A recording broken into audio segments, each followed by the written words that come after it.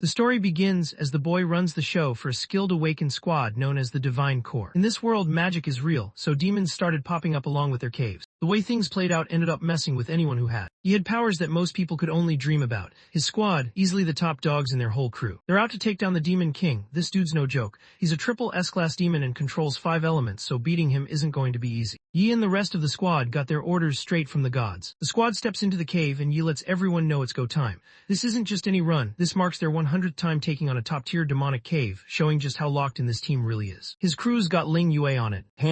This mission was supposed to be insanely tough, so they slapped it with an L-class purge tag, the hardest one out there. The team's all hyped up for the mission. They've got a vacation waiting for them if they can take down. The team locks in together, all moving at the same time as they drop their powers on the demons coming at them. He takes charge and goes straight at the demons, slicing through them fast and clean. He's moving quick, not missing a beat, and the demons don't even have a chance to react. He knew he could pull this off. Every single person in the Divine Core squad is an L-rank warrior. The team got together fast, locked in, and before long they wiped out everything in the cave and took down Demon King. The guys started chatting, hyped up about how simple it all was. Isn't really buying how smooth the mission went. For something that's supposed to be L-rank, it just seemed way too simple. He just nods and goes along with it. He found out the Demon King had control over 5 elements, plus some secret move no one really knew about. He's trying to figure out what went wrong, running everything through his head. Ling wraps his arms around him from the back, holding on tight. They want to know if he's going to buy them a big meal. He's pretty much done with her at this point, so he moves her out of the way and lets the team know they're heading out to grab dinner at their regular hangout. Han just can't wrap his head around why their captain would pass up a shot with Ling. Right then they caught the clock and realized time was almost up. One of their teammates was just gone. He didn't show up to back them up in the fight and now no one could find him. Nobody on the team is stressing since they already finished the mission. Out of nowhere he just shows up right behind them. He lifts his hand up. He announces that the purge operation is kicking off. Han gets nailed in the head by something out of nowhere, and just like that, he's gone. Everyone just freezes for a second. Nobody saw that coming. The team watches closely. Han was down on the ground. The side of his head was missing, and blood was pouring out all over the floor. The team's still trying to process what just happened when the traitor drops a bomb.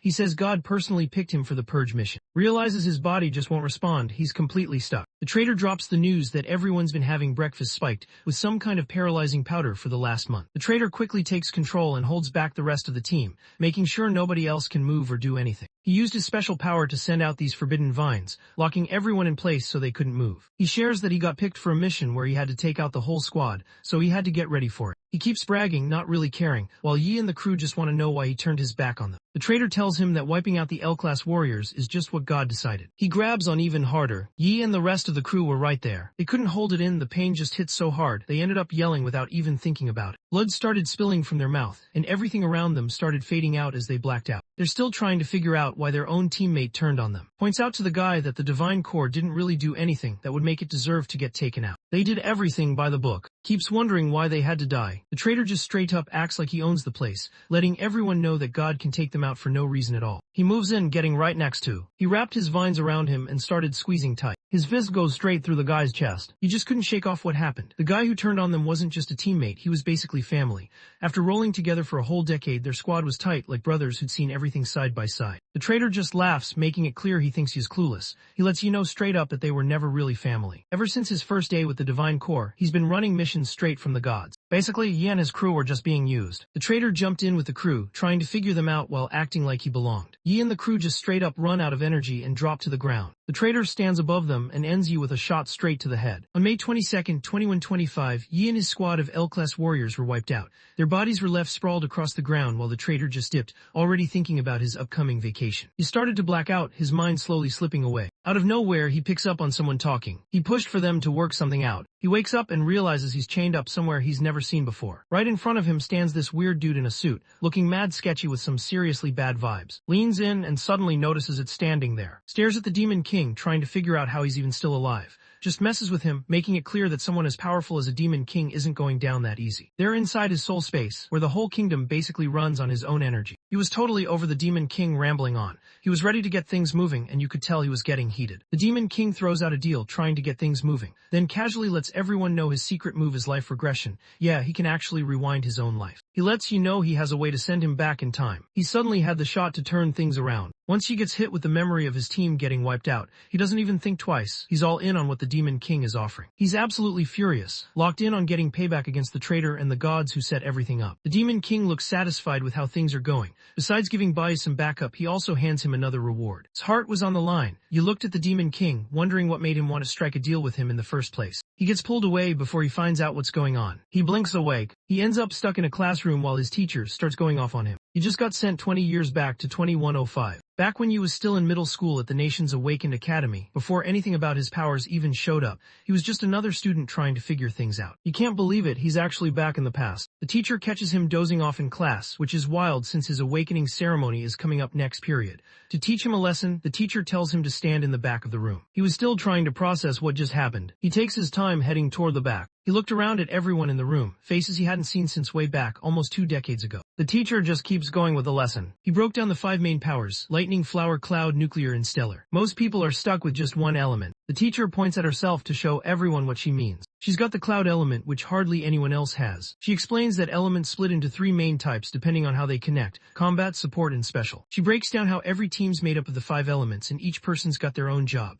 The school's guild team's a good example. They've got a stellar mage, a cloud warrior, a nuclear bard, and a lightning assassin holding it down. The teacher looks at the class and points out how uncommon they are, letting them know that Awakening Day is basically the biggest day they'll ever have. Out there, almost 100 awakened professions exist, starting from dust at the bottom and going all the way up to the top-tier celestial. Ember and Abyss rank sit somewhere in the middle. The students only get 1 shot to awaken. She updates them on what status they woke up with. What happens next is basically going to decide what comes next for them. When class wraps up, the students start getting ready for the awakening. He spots a classmate he usually calls Four Eyes, thanks to those glasses he always wears. Four Eyes is getting picked on. He got bothered by this one student who just wouldn't quit. Xiang Sheng is an E-rank stellar assassin, and that status actually gets him noticed by the other guys around him. He isn't even fazed, since has always been that guy who picks on everyone. Barely gets a chance to mess with Four Eyes again. The teacher shows up and lets know that school isn't happening. It was a spot where people would mess with others and take their stuff. Doesn't hold back, he tries to flip the situation, acting all confident and telling the teacher that the kid with glasses ran into him first. He was just getting paid for it, nothing else. He straight up lets know that if she wasn't good looking, she'd be out of a job by now. Once he finishes up, he and his boys get ready to head out. Showed up blocking his path. He pushes the guy out of his way. He just sits there, not moving or showing anything on his face. He just sits back and watches as the teacher goes over to check on the kid with glasses. Always puts on a tough front, but she actually looks out for her students.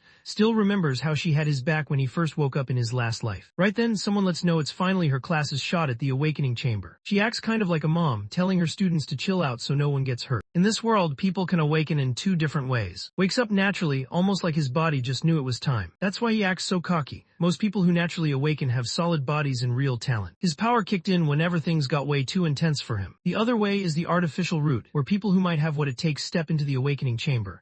That chamber is something smart scientists put together. Inside, his emotions and adrenaline were going wild. When this happens, the hidden power inside the candidates basically kicks in and starts working. It's a one-time thing, so everyone sees it as the one shot to flip your whole life around. Watched as a couple of his classmates went into the awakening chamber ahead of him. They came out looking pretty hyped since they landed some solid professions. One guy even scored a blue tier job, which meant he joined the Amber class. Now he steps up. The teacher keeps reminding him to pay attention during class. He nods and heads into the room, ready to see what's next. Back in his last life, he woke up as an E-rank nuclear warrior. A job so low it was basically bottom tier, straight up considered garbage by everyone. Back when he first awakened, people wouldn't leave him alone. They kept picking on him non-stop. Things only started to change after he hit S rank, and that's when he finally unlocked the rarest type. He steps into the chamber, pretty much thinking he's about to get stuck with some useless job again like always. He's just doing his thing when the system suddenly throws up an error message, totally catching him off guard. Once the chamber kicked on, it picked up 5 different elements instead of just one like it usually does. Stomach starts to heat up as the system flashes on screen. He suddenly got hit with an endless awakening notification. The system lets him pick his first class from any of the 5 elemental types. Basically, he can start with whatever he wants. Finds out that after maxing out his first class, he can actually level up the other classes too. He freezes for a second when it sinks in. He just got elemental accumulation. It turns out he'll get to pick new classes later on, starting from dust rank and going all the way up to celestial. He gets to keep his abilities, and now he's got a shot at reaching a level even higher than celestial. He suddenly realizes he's only able to pull this off thanks to the Demon King's gift. He got the power to go unlimited. Nobody ever talks about awakenings like this. The system lets him know that as soon as he picks his first class, every other elemental bar is getting wiped out. Once he finally got around to it, he sits there scrolling through the options trying to decide which class to go with. He finally makes his choice, locking in his pick. He heads out to meet the teacher, who's clearly hyped. He couldn't wait to find out what power he woke up with. He breaks the bad news too, and you can just see the letdown on his face. He found out he got the nuclear warrior power, which was honestly the weakest one in the whole green class. Gets caught off guard. Even though she's tough, she still backs him up, pointing out that some legends have come from the green class too. She really wants to stick with it and not bail. He just shrugs it off, acting like he doesn't need anyone to cheer him up. Catches what they're talking about and, like always, jumps right into their business. He goes off on Yi, saying the teacher's just giving him special treatment. He thought things would go his way, but real life just never plays out like that. Nudges Yi, letting him know it's time for the dust class. He's basically stuck at the very bottom where nobody wants to be. Just kept acting cocky, making it clear to that only the strong matter to the gods, and anyone weak basically gets stepped on. As soon as someone brings up the gods, just snaps. He just stays chill while keeps going off with his wild talk. He lets know that he's stuck in the back row during class, since that's just how things go. So the celestial rank gets the front row seats, then it's Abyss, Ember, and Dust bringing up the rear. Guys at the dust rank get zero respect. Everyone sees them as bottom tier, so they're stuck dealing with other low rank folks and can't really move up. Just tells everyone straight up that you putting in effort is pointless. He says it's basically a waste of time, then steps up closer to, ready to throw some shade her way. By now, Yi is done putting up with it. He reaches over and takes the coffee cup from his hand. He accidentally dumps it all over his own face. Just froze, he did not see that coming. He just stood there, not really processing what just went down. Frustrated, he turned to Yi, wanting to know what was up with him. He lets him know he just tunes out whatever he says, like background noise that doesn't even register. He keeps doing and saying stuff that really gets under skin. He figures it's time to put in his place. He throws a punch at but jumps in, trying to block him. He doesn't realize it yet, but Yi is already set and ready to go. Right before the attack lands, he summons a sword made of pure light and steps in, stopping strike before it can land. He blocks the attack and sends flying straight into the... Nobody expected him to pull off that kind of distance. Hits the ground hard while keeps moving. He barely put any effort into his stance. Starts coughing, blood spilling out as he tries to keep himself together. He's just standing there trying to figure out what just went down. Everyone watching just stared, not really sure if they actually saw that happen. Looks like you picked on purpose. The Nuclear Warrior class, rewritten script, the group known as the Nuclear Warriors. He's totally locked in because he's been through all this before. This was his class in his last life, so he already knows how everything works. Pulls himself up acting all cocky and lets you know he thinks it was just luck. He lets everyone know he's Abyss rank, putting himself on a whole other level compared to someone like Yi. Spots right away that Yi isn't just riding on luck. She knows there's something more going on. She figures out that Yi just pulled off this insane move that only warriors can do. It's how the parry skill works. It lets him block an attack and send all that power right back at whoever tried him. She couldn't believe how Yi just nailed it. Her master had been grinding at that move for a whole decade and still couldn't get it down, but Yi made it look easy. Wakes up and just sits there way more confused than. He already knows what he's doing in a fight. Dude's got serious hands. Zones out for a second, not noticing that just pulled out a short sword and is about to go after Yi. His face tightened up, he looked straight at Yi, totally set on making him look dumb in front of the whole crowd. You could tell he was ready to go all out just to put Yi in his place. He stays posted up, looking chill as ever, letting everyone know he actually chose the dust class on purpose. He's already thinking ahead, knowing that pretty soon, by the time everyone realizes how good the dust class really is, it'll be way too late for all the haters. The students get fired up as the two step up. He got ready to throw hands, looking like he was about to square up, but at this school using powers in a fight is totally not allowed. His dad holds a big position and his uncle runs the school as the dean. He doesn't come from a big name family, so if things go south, he's got everything on the line. Four Eyes gets nervous about getting kicked out if he goes up against, so he turns to the teacher for help. The teacher steps up right away and takes control of the situation. She walks up and shuts it down, letting them know to quit it. It's already mad. He's just waiting for a chance to get even with Yi after getting embarrassed like that. Straight up lets you know he's ready to throw hands no matter what, even if he drops to his knees, isn't backing down. He thinks he's got serious skills, and in his eyes, he's just some nobody who never measures up. The teacher gets it's got way better stats, and it's obvious to everyone. He's straight up an Abyss rank warrior. He suddenly got all his stats doubled, so every skill and ability he had just went off the charts. Abyss ranks basically start out way stronger since their stats are double what Dust ranks get when they first awaken. Plus Abyss guys keep leveling up while Dust ranks just stay stuck. Everyone watching, even the dude with glasses, just thinks he's finished. They're all expecting him to get wrecked. Four Eyes doesn't even try to hide it. He thinks is straight up gross. He's just been getting by, grinding on them. He always played it safe, dodging any trouble that came his way. He thinks the only shot he has at making it out is to steer clear of. Going head to head would just end badly for everyone. After sizing up the guy in front of him, charges straight at him. The teacher totally freaks out and yells at Yi, trying to get his attention and warn him. She thinks he's about to block Smooth again, but she realizes that pulling that off could be tough since it drains a ton of energy. It's coming in so fast that blocking him won't do anything. He knows he's got this round locked in. Just smiles, totally chilled out. He doesn't even bother trying to dodge, since he's got another trick ready to go. Right when gets to him, he activates Flash Blink, and just like that, he's moving so fast it's like he blips right past anything in his way. It all happens so fast that barely even notices it. He just landed a solid hit right where it hurts most. Blood spills from his mouth as he tries to piece together how you manage to get behind him. He hits the ground hard, clearly pissed off. Everyone else just stands there, totally stunned, not sure how to react to the embarrassment going down. Nobody around saw what Yi actually did. All they caught was suddenly hitting the ground.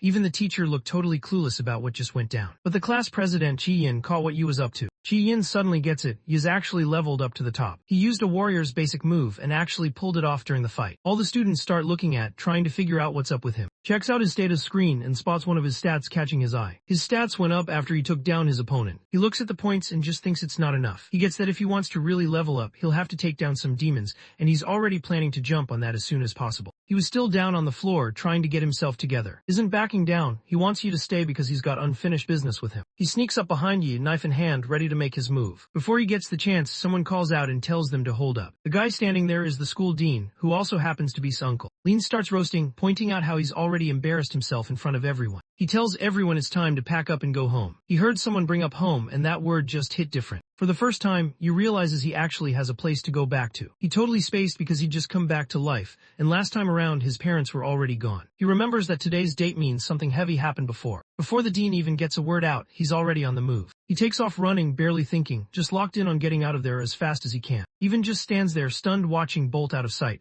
The dean can't even get a word out, just kind of frozen in place. He turns to, giving her a look that basically says she needs to handle her student. He decides to let it slide and appreciates it. Later, heads over to his uncle's office, ready to explain himself and clear things up. He thinks he just got lucky, nothing special. His uncle just loses it and yells at him. I had him completely embarrassed, leaving him with no comeback at all. Hung back watching as he pulled off the flash blink move. He tells that Yi spotted his weak spot in a split second and just went for it. He had no way to block it and got totally caught off guard. The dean's seriously annoyed right now. Even with all the skills he's picked up over the years, he just can't pull off the flash move like that. The dean thought fighting Yi was basically like a pro gamer messing around with a newbie, was just on another level. He wanted his nephew to realize that Yi isn't just some regular kid. He's moving fast, all his focus on getting back home. He knows he can't waste any time, getting there matters way more than anything else right now. He gets to the apartment building fast. He replayed everything in his head, thinking back on how it all happened. Back when he was alive before, he's not letting it happen again, no matter what it costs him, even if it means putting everything on the line. He steps inside the house. His dad chills in front of the TV while his mom handles the dishes. He walks in and you can tell right away he's pissed. His dad didn't expect him to show up this soon. Just straight up blanks his dad. He looks straight at his mom, eyes wet. You can tell he's just relieved she's okay. His mom can't speak, so she talks to using sign language. She lets him know she cooked his go-to meal. He grabbed a bowl of hot and sour noodles. He just shook his head and said noodles weren't it for him today. Instead, he was craving some pickled fish. His mom jumps in and starts pushing back. She eventually just lets her son have his way, realizing there's no point trying to change his mind when he's this locked in. She decides she's down to grab the pickled fish, and Yi says he'll tag along. His dad steps in and tells him to chill, saying his mom's got it and doesn't need backup. He can't figure out why Yi showed up again but didn't say anything to him. He gets up. He grabs his drink and looks over at Yi, clearly wanting to know how his son's awakening went and what power he got. His dad, Ling Shang, is actually a top-tier electric warrior.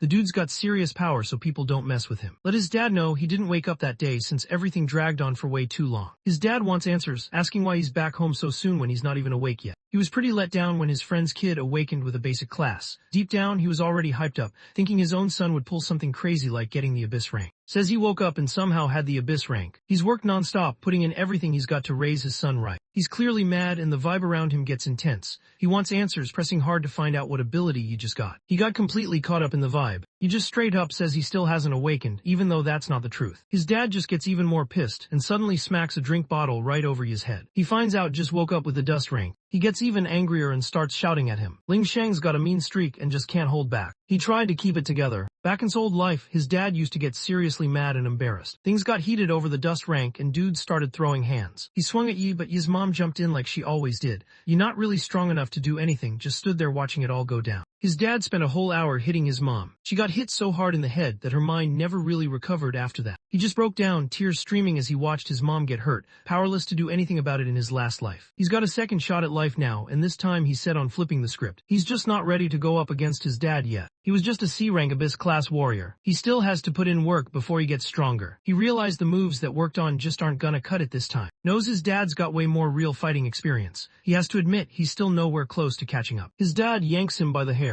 His dad's pacing around the room, going off about how he wishes he was never born.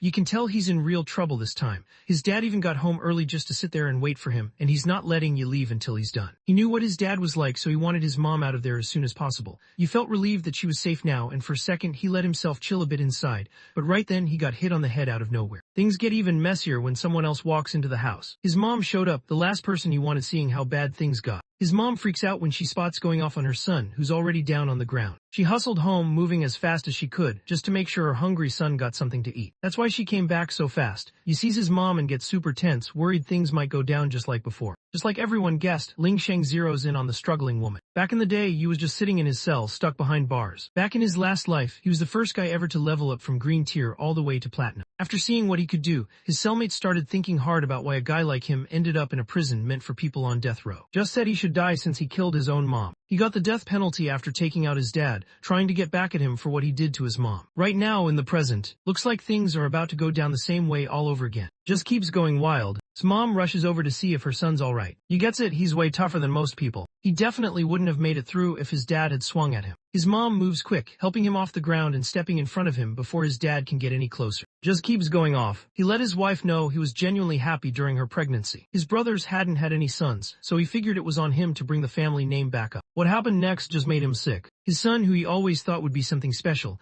woke up to find out he got the worst class possible, just ran. Ling Sheng just lost it and started yelling at his wife. He remembered that he couldn't level up since his class was basically garbage. He thinks it all comes down to his wife's genes. Ling Sheng snaps and tries to swing at her, but Yi steps in and shuts it down before anything happens. He pulls out Flashblade. He rushed to slip past his mom and stop his dad's move. Ling Sheng got sent flying back. He just stands there with a confident grin, looking like he's ready to take on anything. His mom's on edge because she already knows what's about to happen. Ling Sheng stands up and strolls off with this cocky vibe like he owns the place. He stepped up to his son, ready to totally wreck him. Gets ready to pull off a parry move, but right before he gets the chance to use the skill, his dad's punch just falls apart. He looks through his sword and it smacks him right in the face. He takes a hit and starts bleeding, suddenly realizing just how outmatched he is. He barely has a second to catch his breath before another punch swings his way. He throws up his hands to block it, but the hit still gets through and messes up his ribs. Gets ready to hit his son with another heavy move, wanting to show who's really in charge. He's honestly annoyed that this guy even has the nerve to stand up to him. He notices the punch coming his way, but he's stuck.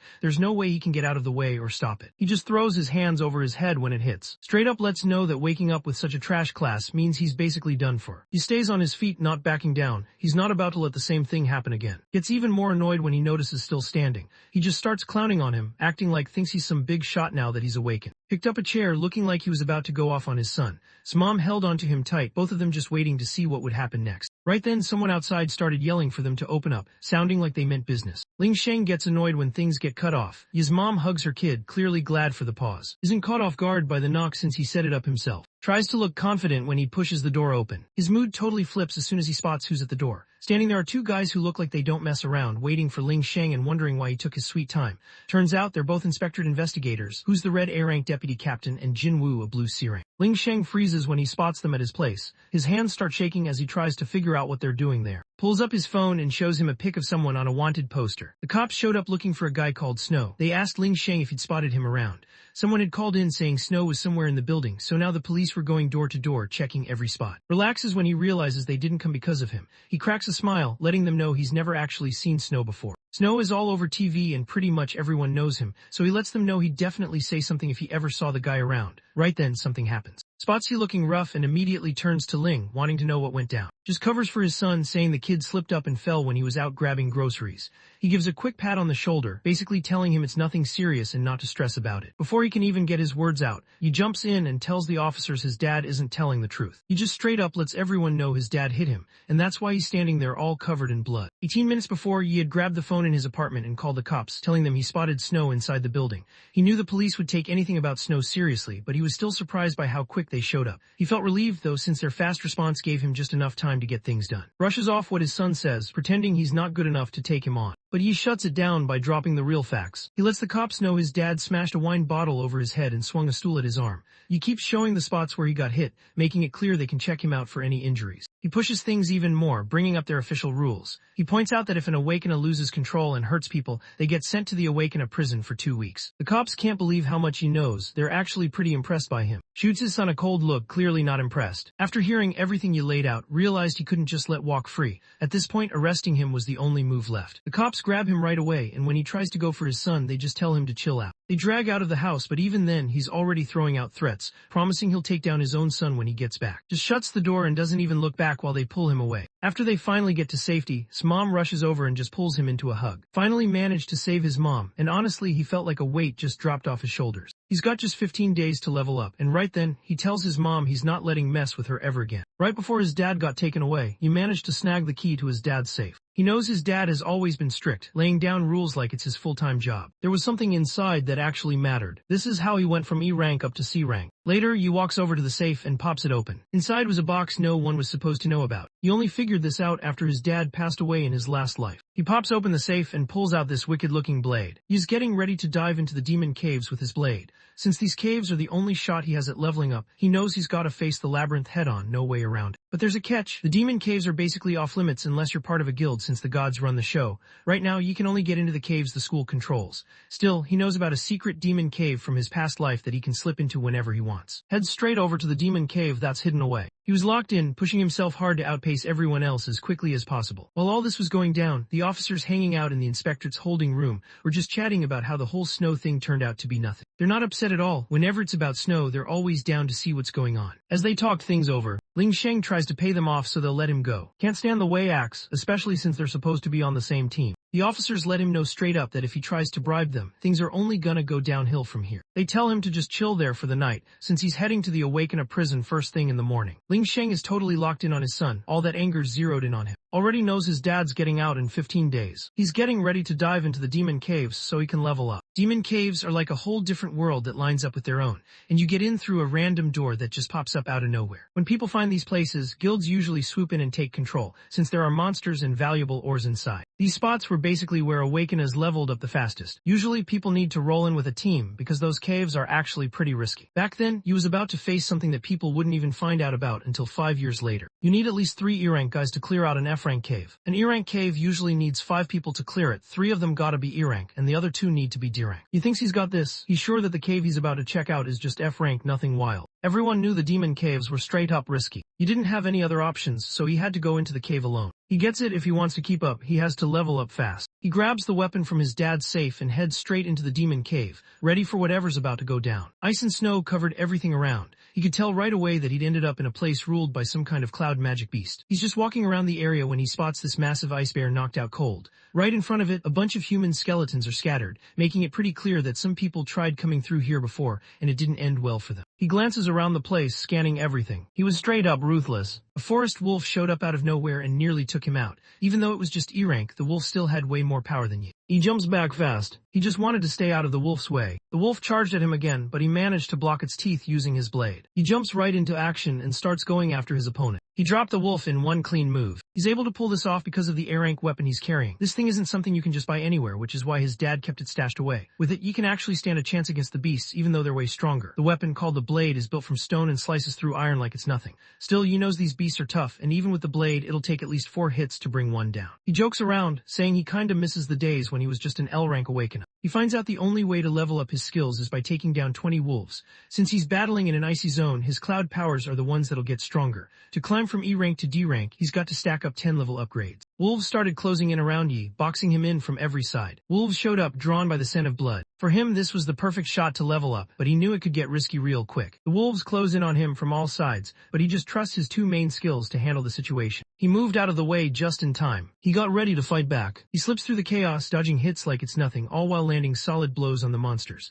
He wipes out the first group, and every time one drops, he gets 52 XP added to his total. He picked up Wolf's fangs too. After handling the whole pack, he still had the Wolf King waiting for him. He moved fast, dodging every obstacle like it was nothing. He goes all out, landing a bunch of hits on the wolf before it can even try to heal up. The Wolf King drops, and Yi scores 56 points for taking it down. Since he took down the Wolf King, he scored a Snow Wolf Diamond too. He takes out the first group and levels up, hitting D-rank now. He picked up 12 attribute points and started putting them wherever he thought they'd help most. He realizes he's already wiped after taking down just 20 wolves, and honestly, these E-rank bodies are way weaker than he expected. He also gets that he seriously needs a dimensional backpack if he wants to stash all the loot he's picking up. He knows going into a demon cave alone is tough. The Snow Wolf Diamond he got is a solid gem people use to make rare weapons, and it sells for a lot. He gets that the only shot at getting into a top-level demonic cave is by joining the Divine Corps. Awakening schools basically answer to the guilds, so guild reps show up all the time looking for new talent. Every student there hopes to make it big, graduate, and get picked up by a guild. If someone gets dropped from their team, that's pretty much game over for their whole career.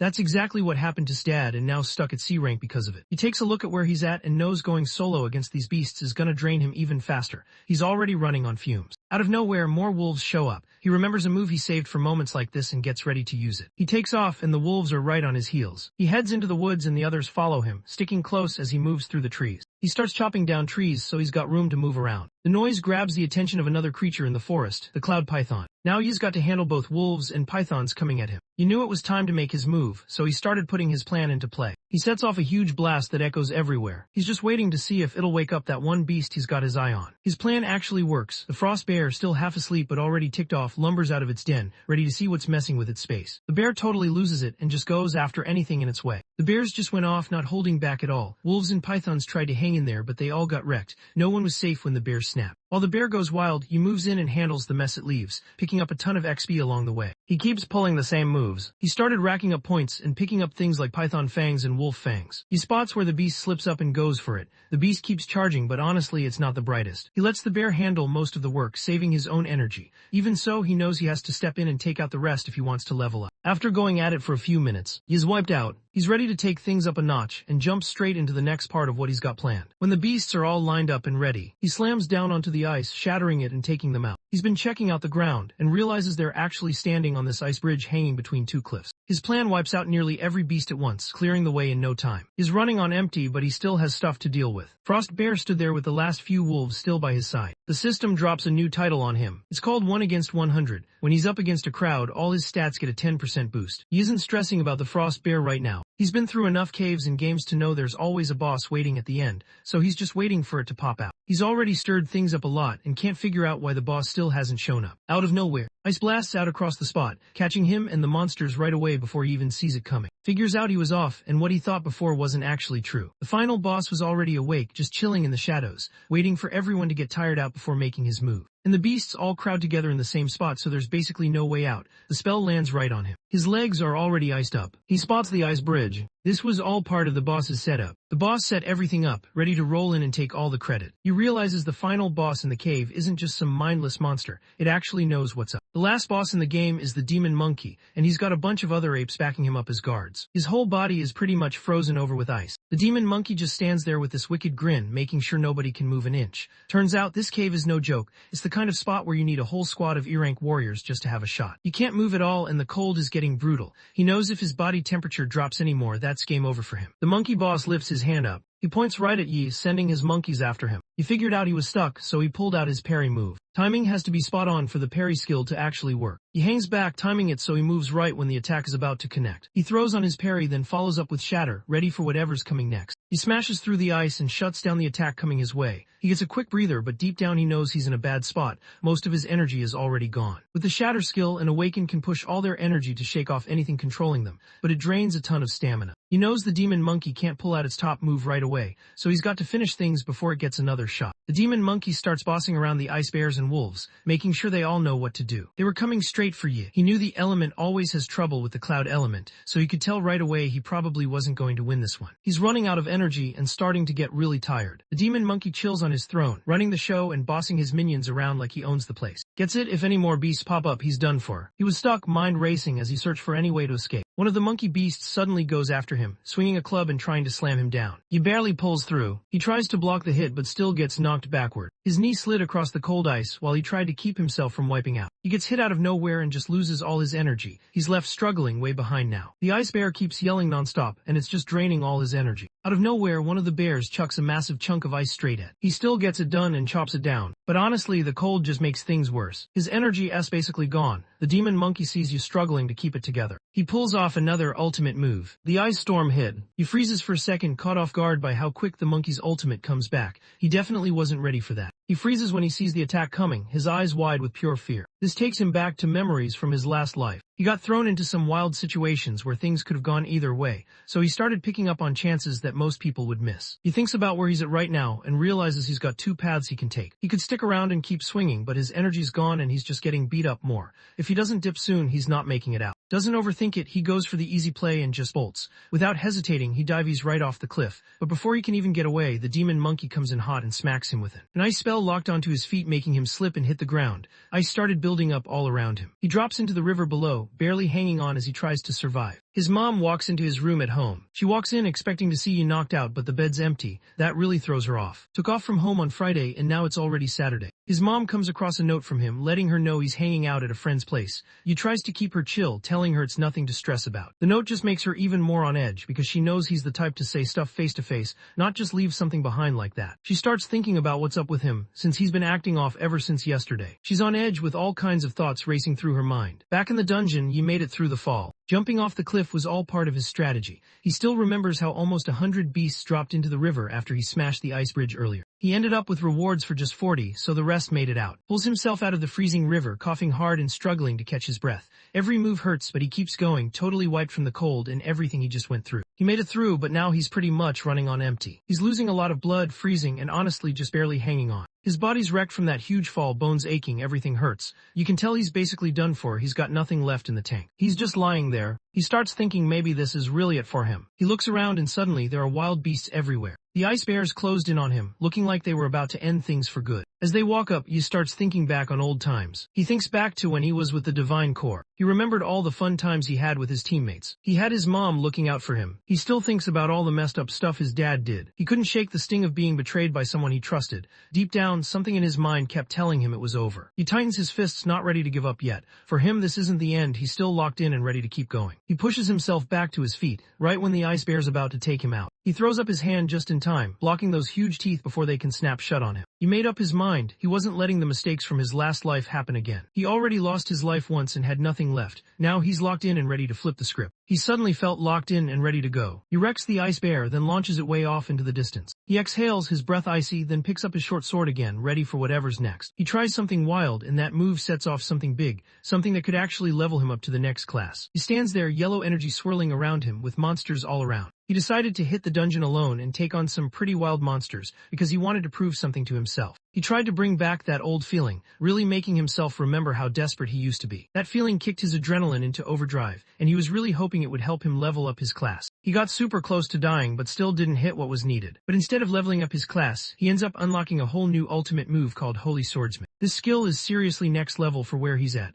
Even though he didn't level up his class, having this in his back pocket is going to come in clutch. His energy was on another level thanks to his new skill and all that adrenaline. He raised his sword ready to face the beast head on. He's basically letting everyone know their time up and they're about to get wiped out. One beast starts moving and right away the rest just go with it. He doesn't even flinch, he just gets his short sword ready, totally locked in. He gets close and suddenly goes off with this wild move called Sanctuary. It's like a crazy fast spin that wipes out all the monsters around him in just one shot. He takes them out one by one while his phone blows up with alerts saying he just beat the ice bears. He took down some wolves in the forest and checked out how much experience he picked up. After wiping out the monsters, he grabs loot like Beast Hide, Proud, and Blood Tooth. Thanks to his Sanctuary skill, all his tiredness just disappears and his energy bounces right back. He levels up again and scores the Wanderer title. Now he's got some serious defense against cloud creatures and takes 100 less damage, which is clutch for him right now. He stands at the edge, eyes locked on the top of the cliff. In his head, he's already decided. He's not stopping until he takes out every last beast up there, boss included. After racking up a ton of experience points, he levels up and hits level 9 in the E-class. He doesn't waste any time. He turns on the Wanderer effect so the cold doesn't get to him.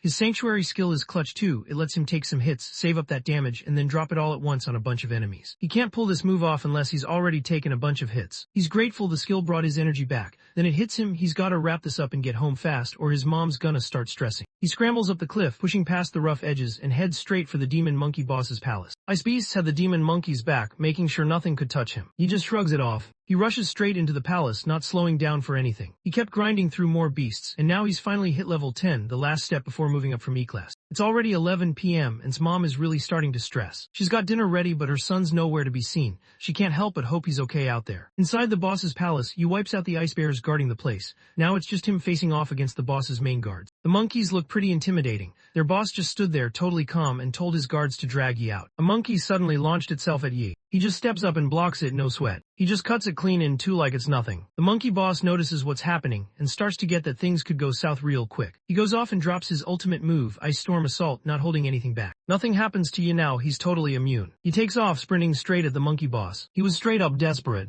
The boss lifts his staff, and suddenly the jewel on top lights up as he kicks off some kind of spell. The other monkeys instantly start going wild, all hyped up and acting way more intense than before. He isn't worried about these guys at all. To him, they're just obstacles he's gotta take down if he wants to make it to D-class. He just slices right through the beast like it's no big deal, barely breaking a sweat. He took out one of the monkey boss's arms, The boss yells out hurting bad as blood starts pouring out from the cut-off arm before it even has a chance to move. His eyes lock onto it, staring hard like he's ready for anything. He goes all in, landing a bunch of quick hits on the boss until it goes down. His phone buzzes, letting him know he just took down the D-Class Cloud Element guy, the top dog of the Azure Forest, and scored 1000 XP. He levels up and makes it to D-Class Warrior. After that, he notices some stuff on the ground he can grab. Thanks to the grind he just went through fighting that cloud monster, the system pops up and lets him know he's about to unlock a new job. He totally blanks and remembers he forgot all about it, kind of thrown off by how it just slipped his mind. Out of nowhere, red and blue energy started glowing around him. He just unlocked the Cloud Element Mage class, and now he can switch up his profession whenever he wants. His hype is real, he just unlocked a red profession even if it's only E-class right now.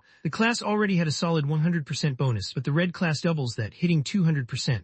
Power-wise, the red class is already going toe-to-toe with his old setup. Grabs the mage weapon called the Stone of Magic, then spots a magic pouch that can carry up to 20 things. While he's grabbing everything he can, the other beasts just stand there watching. Once he's finished, glances up and notices there are still some beasts left standing. He just unlocked a new job. He goes for it and tests it out on them. He switches over to mage mode. Red light started glowing from his eyes as he got ready to wipe them out. It's Sunday morning, 5 a.m. on the dot. His mom stayed up all night just sitting in the living room waiting for him to come back. Right at that moment, steps up and pushes the door open. She jumps to her feet right away, walked in with a smile, looking relaxed, and let her know he was sorry for making her stress out. His mom rushes over, pulls him into a tight hug, and just starts crying. He shows up and spots her waiting for him. He definitely didn't see that coming. He hadn't eaten yet. After that, he let her know he had something good to share. On his way out of the dungeon, he scooped up some solid loot, all because he had that magic pouch with him. Once he dipped out, he ran into this ore broker. The guy was down to grab the ore off him for $800. He throws out 8,000, catching the broker totally off guard. Without saying a word, he just grabs the ore and starts to walk off. The broker, not wanting to lose out, quickly bumps his offer up to 2,000, but he isn't having it. He pushes back, now saying he wants 5,000. The broker throws out 3,000 as his last price, but before he can lock it in, Yi starts bumping up the offer, and in no time the price jumps to 7,000.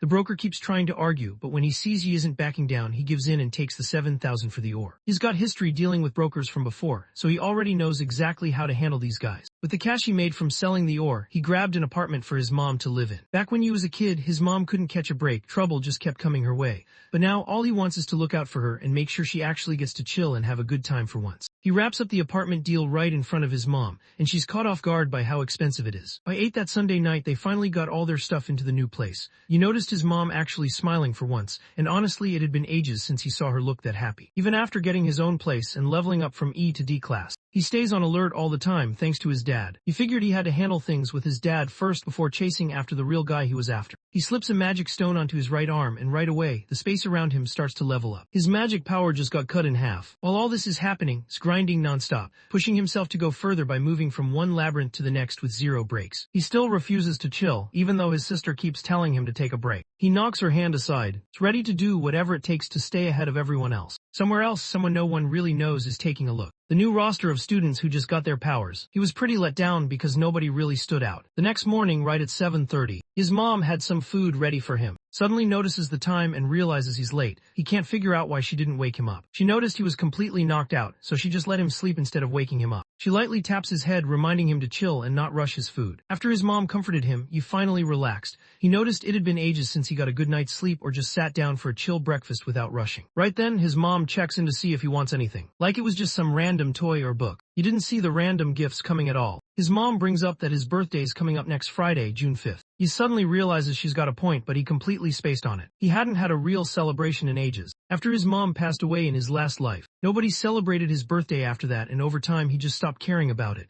While he eats, he tries to figure out if there's anything he actually wants. He's just sitting there not really getting it because he already has everything he actually wants. His next big move is making sure. He wanted to take down the traitor who got him and his squad killed. When walks into school, he finds out everyone's getting ready for the combat simulation. The teacher steps up in front of the group, looking at everyone who just woke up, and starts explaining what's going on. He lets everyone know the Divine Guild runs the academy, and they'll be keeping an eye on everything the students do. He knows showing off in the combat sim is the move if he wants to get their attention. He lets everyone know it's actually the school's final test, and yeah, the whole thing's going live. Whoever crushes it the hardest gets a spot at training camp with the high school squad. This camp only pops up once a year, and it's honestly the top chance to link up with the Divine Guild. Every year, the top students from both middle and high school all get picked to go on this trip to Shanghai Nation. That's where the Divine Guild has its main base. Things back to the Shanghai Nation. That's where he first ran into his master. This was the place where the traitor came from, but he never actually ran into his master because he joined the Divine Corps later on. Gets that if he wants a shot at joining the training camp, he's gotta crush the assessment. That's his best move if he wants to track down the traitor. The simulation battle's coming up this Friday, just 4 days left. Some people are hyped, but Four Eyes isn't chill about it since they're actually running the whole thing inside a real labyrinth. The teacher points them toward the training room where they're about to start their first session. It's all about physical conditioning, and they're doing it in the gravity room. Everyone had to kick things off by grinding through 10 rounds of shuttle runs. No one really saw it coming. Heads over to his teacher. He decides he's not using the training room everyone keeps suggesting. The teacher and the other students just freeze, caught off guard by what happened. His teacher lets him know he shouldn't start thinking he's got it all figured out. He beat, and now everyone thinks he's just trying to get out of training. Lets everyone know he's looking for something more advanced in his training. The teacher doesn't really get it at first and checks if it's actually serious. He's basically hinting that something's off with the way he does things. Explains that most people who awaken need to get their bodies ready, so using the gravity room is actually a solid move. He thinks the shuttle run really only works for guys like assassins and warriors, the ones who gotta be quick and move smooth. Not everyone's built for that. He tells the teacher that mages and enchanters would get more out of training in the element room. He points out that since everyone's class has a different job, people should get to train in their own way. The teacher hears what's going on and calls out how he is pretty much taking over his job. Catches what's going on and just freezes, totally caught off guard. She figures out that Yi's training idea matches the one that Mr. Dong Yang from the Divine Core talked about. It's not something people would know about unless they saw that tape her dad brought home. Chi Yin can't believe Yi thought of the exact same thing on his own. Lets you know he should chill with the teacher, since this guy is basically the top trainer at school and doesn't mess around. The teacher doesn't get mad at all, he just gives Yi a quick pat on the shoulder. He grins, thinking the training style he just heard about actually sounds pretty cool. There are a ton of students in class, so the teacher starts breaking it down for everyone. He knew there was no way to handle what everyone wanted right away. He explains that the combat simulation is a serious test for students, and messing it up could totally mess with someone's future. He thinks back to his old life. Even though things at home were rough, his teachers always had his back and helped him become someone who could handle himself. He looks over at the teacher, letting him know he's got this and won't mess it up. The teacher looks over at Yi, wanting to know what his plan is for training as a nuclear warrior. Yi doesn't even hesitate, he just says they should crank up the elemental suppression. He cranked the element room all the way up. The teacher just froze, not expecting that at all, and even Specs looked caught off guard. He tells everyone he's trying to balance out his skills as a warrior, acting like he wants to work on his weak spots. Deep down, he's actually keeping his real goal hidden. He's just trying to level up his mage side without anyone catching on. Right then, Chi Yin puts her hand up, letting everyone know she wants to try out elemental control too. The teacher just goes with it, giving them the green light but reminds both of them to go all out when the final assessment comes around. Chi Yin heads over to Yi, hoping they could train together, but Yi shuts her down fast, saying he's about to hit a private room instead. Says getting turned down just made her even more determined to give it her all. He was grinding in the elemental room trying to get the hang of this mage stuff. It wasn't easy since he was still a newbie, but he was determined to level up fast before his time ran out. He's planning to keep his job-changing power on the down low since the school is watched by the god, and every move students make is basically tracked. He's trying to stay off the god's radar so they don't come after him first. While Chi is grinding hard with barely any elemental suppression, she's convinced she can catch up to Yi's power. On the other hand, Yi keeps his distance from his classmates, not because he's shy, but because he wants to look out for them. After class ended and his buddy spotted Yi walking way ahead, so they hustled to catch up and let him know he was moving too fast. Back in his last life, those two guys were Yi's closest bros all through middle school. Since everyone around him was pretty weak, they all ended up getting picked on together. Hanging out with his friends, even if they weren't the toughest guys, was honestly the only good part of his middle school days. He's got revenge on his mind, so he's not really interested in talking to anyone. He hops on his bike and takes off, not even looking back at the people he's leaving behind. They're honestly surprised he dipped out again, especially since everyone thought the three of them were tight and nothing could split them up. Notices that isn't the same guy he used to be ever since the awakening happened. He looked way more confident now. A few minutes later, they finally caught up with who was just hanging out waiting for them. Pointed out that Specs should probably get his lungs checked when he gets the chance. They're both relieved that he's done now. He shuts them down again, letting them know they're just not quick enough for him. He hops on his bike and takes off, leaving everyone behind. Both of them just stood there, totally stunned. Back in his old life, got hit with some lung disease out of nowhere and didn't make it much longer after that. Now, Yi just wants to see stick around and stay healthy, even if they never actually get close. Still thinks hasn't changed at all. He comes off as pretty cold these days. At the training camp in Shanghai Nation, two guys were checking out a new recruit who'd been crushing it lately. The new guy shows up with the same hairstyle as the traitor who sold out Yi and his crew. That night when Yi got home, he let his mom know she shouldn't head out by herself. He promised he'd always make it back early and handle picking up whatever they needed. Yi's got his guard up, since he knows the place isn't exactly safe for him. He wants to give his mom a better place to live. He was stuck inside the Awakener's prison. Ling Sheng is already putting in work. He worked out a deal with one of the chefs. By Tuesday, already got the hang of how mages do their thing. He figured out the secret was all about how long it took to cast, and how much elemental power he needed to pull it off. He's going all out in the training room, maxing everything out, while his friends are out there barely getting through shuttle runs. The next day, training picks back up. After that, and his buddy hit up Yi to grab dinner with them, but just like always, he shuts them down without even thinking about it. He lets everyone know he's gotta head back home sooner than planned. He heads out, but before he goes, he drops some advice on his friends, sharing a secret move that only archers know about. The friend, who's all about archery, lights up when he hears the advice. By Thursday, heads over to the clinic. The doctor checks him out and basically says he's lucky he showed up when he did. The doctor lets him know there's a fast-growing tumor in his lungs,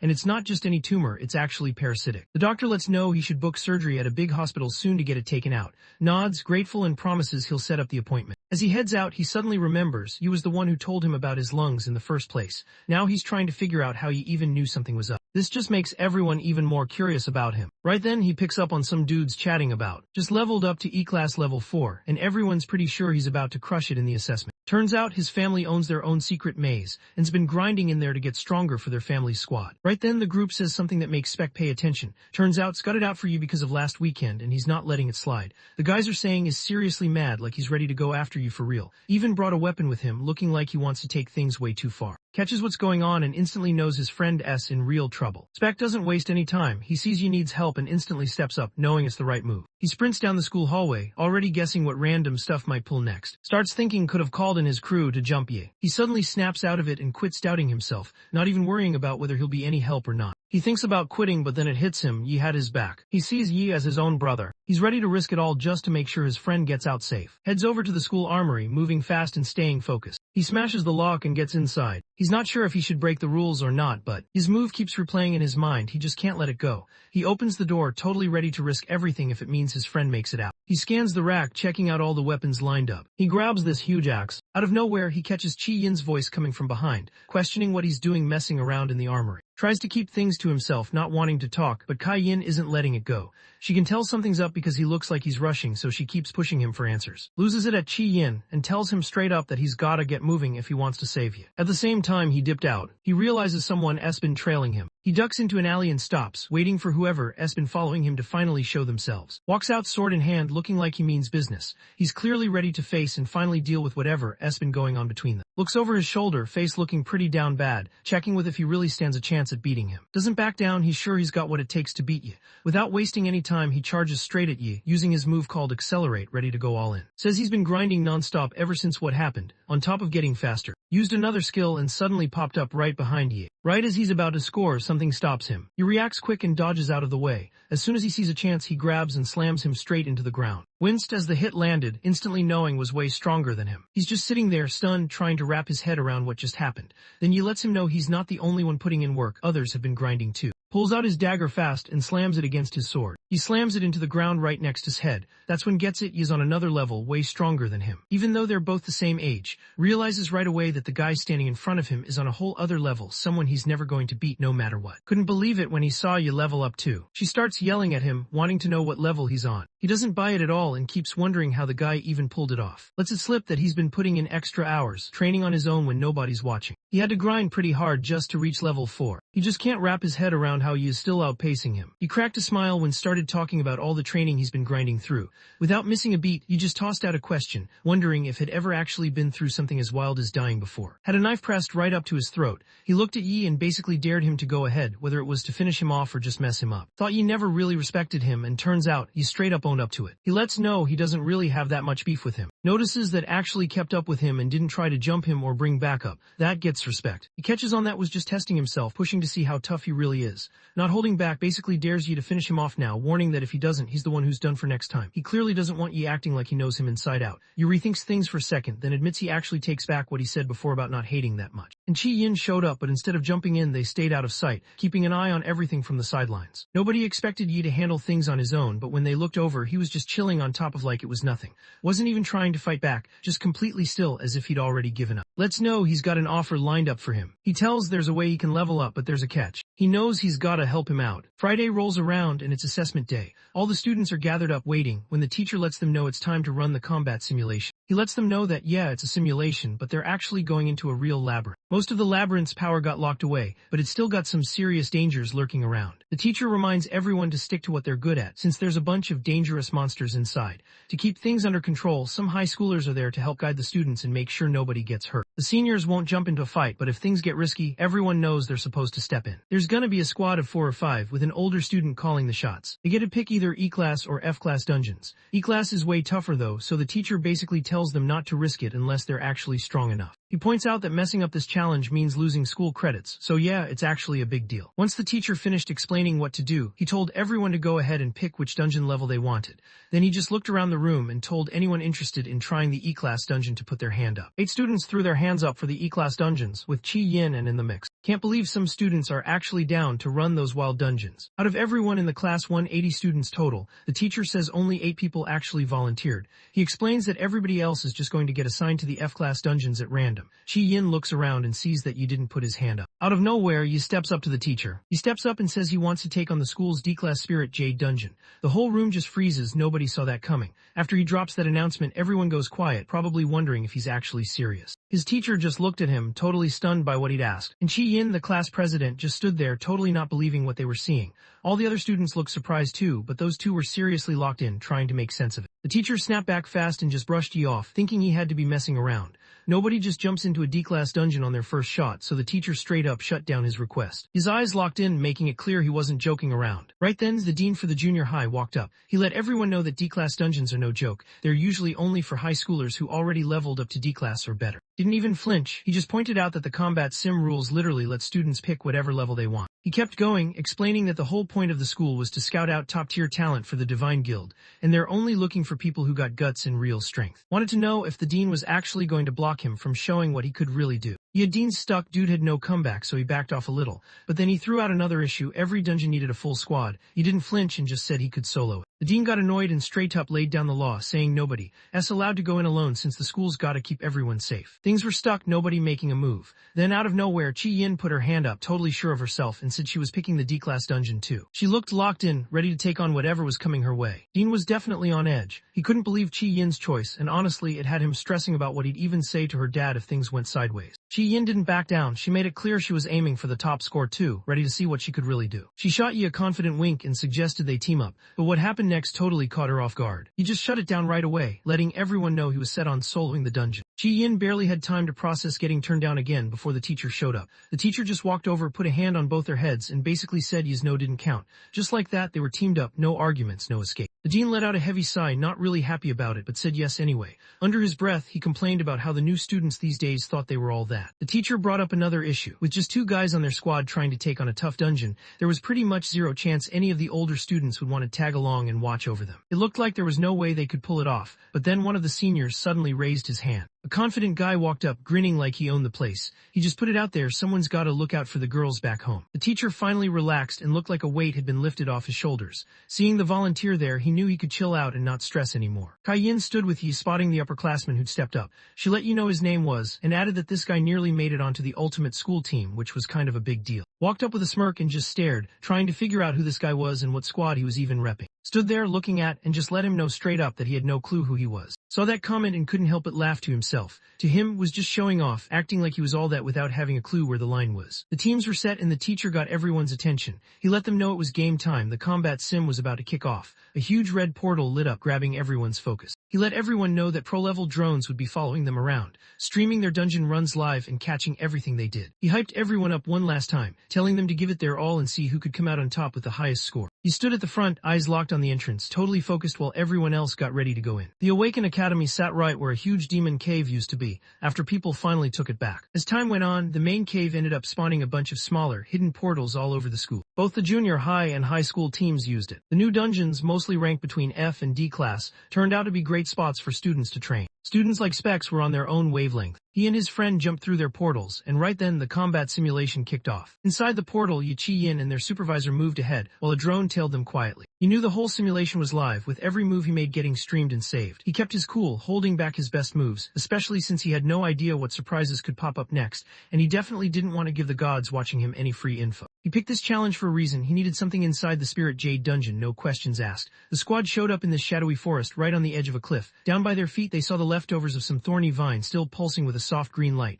It was proof that they'd already handled their first fight. Walked right between Yi and Chi Yin, not even hesitating. He looked totally sure of himself, like he had this under control. He wanted them to chill since he'd handled stuff like this before, even those wild D-class dungeons when things got real and other strong Awaken were around. As they walked further into the woods, Kai-yin got curious and wanted to know how tough the monsters in a D-class dungeon could get. Said their levels usually go from E5 up to D5, But since the school makes sure to lock away the scariest monsters, running into a real D-class beast wasn't really on the table, and there wouldn't be any boss fight waiting at the end. He flashed a quick smile, making it clear that people usually sleep on high-level E-class monsters, but they can really catch you off guard. Since their attacks could actually be pretty tough and fast, he pointed out that as newbies they were still at the bottom. Chi Yin got it and just nodded, knowing he was right. Looked over at Chi Yin and let her know he'd help her rack up points by finding easy monsters to fight. He wanted her to know she'd be safe with him. While he was talking, he noticed he was already way ahead, and there was this weird green glow around him that caught his eye. Stop for a second, not really getting why Yi did that. He yelled after Yi, telling him not to take off so far ahead because if he ticked off a monster, things could get messy. Paused, looked over his shoulder and called out for being way too loud. Just froze, completely thrown off. He shot a quick look, eyes lit up and a cocky grin on his face.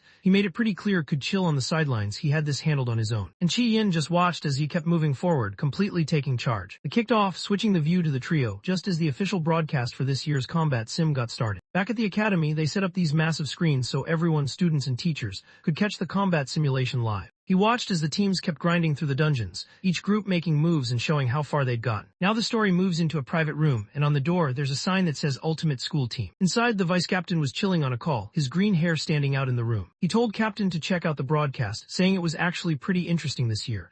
With a little grin, he mentioned how a younger student just decided to take on a D-class dungeon. A woman answered from the darkness, her face hidden so you couldn't really see her. She wanted to know which job the student just unlocked. The vice captain pointed out that this was where things got interesting. This student was a nuclear warrior, which everyone knew was one of the toughest and least popular jobs out there. The captain, kind of curious about the kid's bold attitude, decided she'd stick around to figure out what made him so fearless. Now the focus moves to the other student teams and what they're up against. Inside a closed-off F-class dungeon, started freaking out, yelling at the monsters to back off while shaking a tambourine around. His squad was deep in a fight with F-class flame bats and fierce bats. While the others were right up in the action throwing hands, he stayed at the back, locking in on support and making sure everyone had backup. The senior in charge of the group noticed how tense he was getting and told him to chill out, just focus on backing everyone up with support from a safe spot. Was still super freaked out, even those weak F-class monsters had him on edge. Inside a locked E-class dungeon, things were way more intense. Teams had to deal with packs of wild, wolf-looking beasts, all amped up with some serious elemental power. Squad was in trouble, a bunch of his guys were down, hurt pretty bad.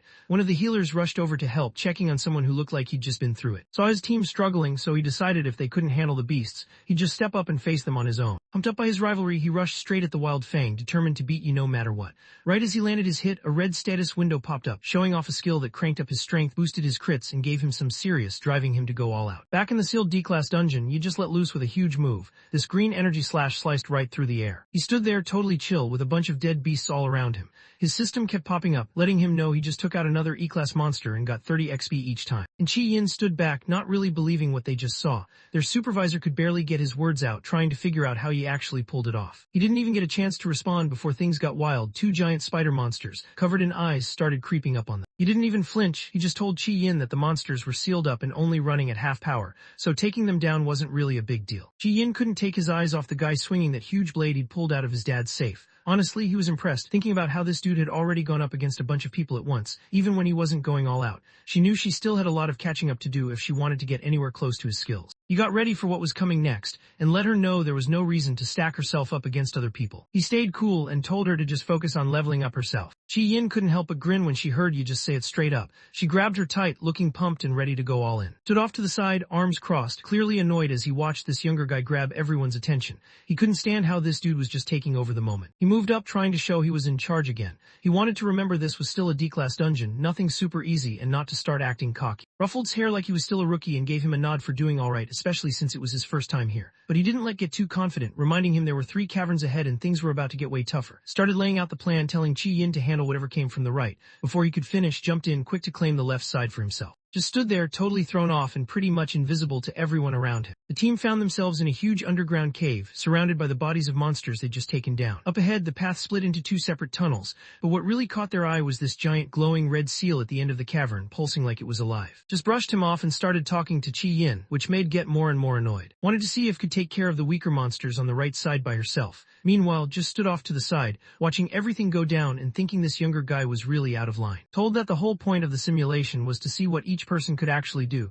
and she had to show everyone what she was made of. He looked at her and just threw out a basic question, wondering if she actually cared about getting a solid score. That fired Cayenne up. Her face got serious and she locked in, ready to prove she could handle it. The plan was set. Yi headed off on his own, taking the left path, while Qi Yin and Zai Ling stuck together and went right. Stared at walking away, his face tight with anger. Under his breath, he let out a curse, thinking that if wouldn't get it the simple way, he'd have to switch things up. He was about to learn things the tough way. Out of nowhere, golden light popped off around him and he pulled out this sick glowing bow. Yeah, he was definitely up to no good now. In the viewing room, teachers and students were locked in on Yiz, barely believing what they were seeing. Drone snaps showed Yi soloing wave after wave of E-class monsters without breaking a sweat. Someone in the crowd couldn't help but point out just how wild it was that Yi had already wiped out so many beasts on his own. One of the teachers wanted to know what his current rank was, but someone else pointed out that the official report still had him at E1. Nobody really knew what his actual level was right now. Everyone figured he had to be at least E3 rank by now, maybe even E4 if he kept leveling up like this. While all that was going on, Yi was out there taking on these massive spider monsters blocking his way. The teacher who ran the awakening ceremony told the others that Yi wasn't just guessing when he sent Qi Yin to the right side. He'd actually caught on to how the elements worked, sending Qi Yin, who had the flower element, up against stellar element monsters, which played right into her strengths. The teacher gave Yi props for reading the situation and making clutch calls, even with all the pressure from the test. Thinking back on Yi's promise, the teacher couldn't help but grin a little. Turns out the kid was actually for real, not just talking himself up. He stared at the screen, kind of hyped to see what Yi would pull off next. From Yi's angle, everything lined up with what the teacher said. He'd already spotted that most of the stellar-type beasts were popping out of the cave on the right. Since those ones weren't as tough, it was basically the ideal spot for Qi Yin to jump in, especially since his elemental skills gave him the upper hand. Qi Yin kept moving along the trail and suddenly ran into this giant bug monster. It looked kind of like a beetle but way bigger, and it had these wild purple lights all over it. The creature came at her hard, not holding back. She didn't freeze up, she instantly threw her hand down, hit the ground, and dropped a spell. Vines shot up, blocking its way. Thick, spiky vines burst out of the ground and grabbed the monster, locking it down tight. Even though her spell worked, Qi Yin looked like she was really pushing herself, focused hard as she got ready to go again, calling out for another attack. Kai Yin focused up and sent the thorny vines straight at the huge beetle monster. The vines wrapped around it and crushing its shell until it started bleeding. Poison kicked in and the bug just dropped. Not long after, her system pinged. She'd taken down the E-class and got 30 XP for it. Kai Yin tightened her fist, her whole face lighting up with pride. She knew she crushed it again, and you could just tell she was feeling on top of the world. He stood at the start of his own trail, just watching how she moved along. He noticed right away that even E-class mages already came with their basic skills, no matter how early it was in the game. Qi Yin had this wild power where she could throw up a wall of plants that was actually poisonous. People called it Vine Wall. You saw her pull it off and was honestly pretty impressed. Even though it was her first time in a dungeon and the monsters were clearly tougher, she kept her cool the whole time. She knew how to use her wall move smart, not just to block attacks but to box the monster in and make it easier to finish the fight.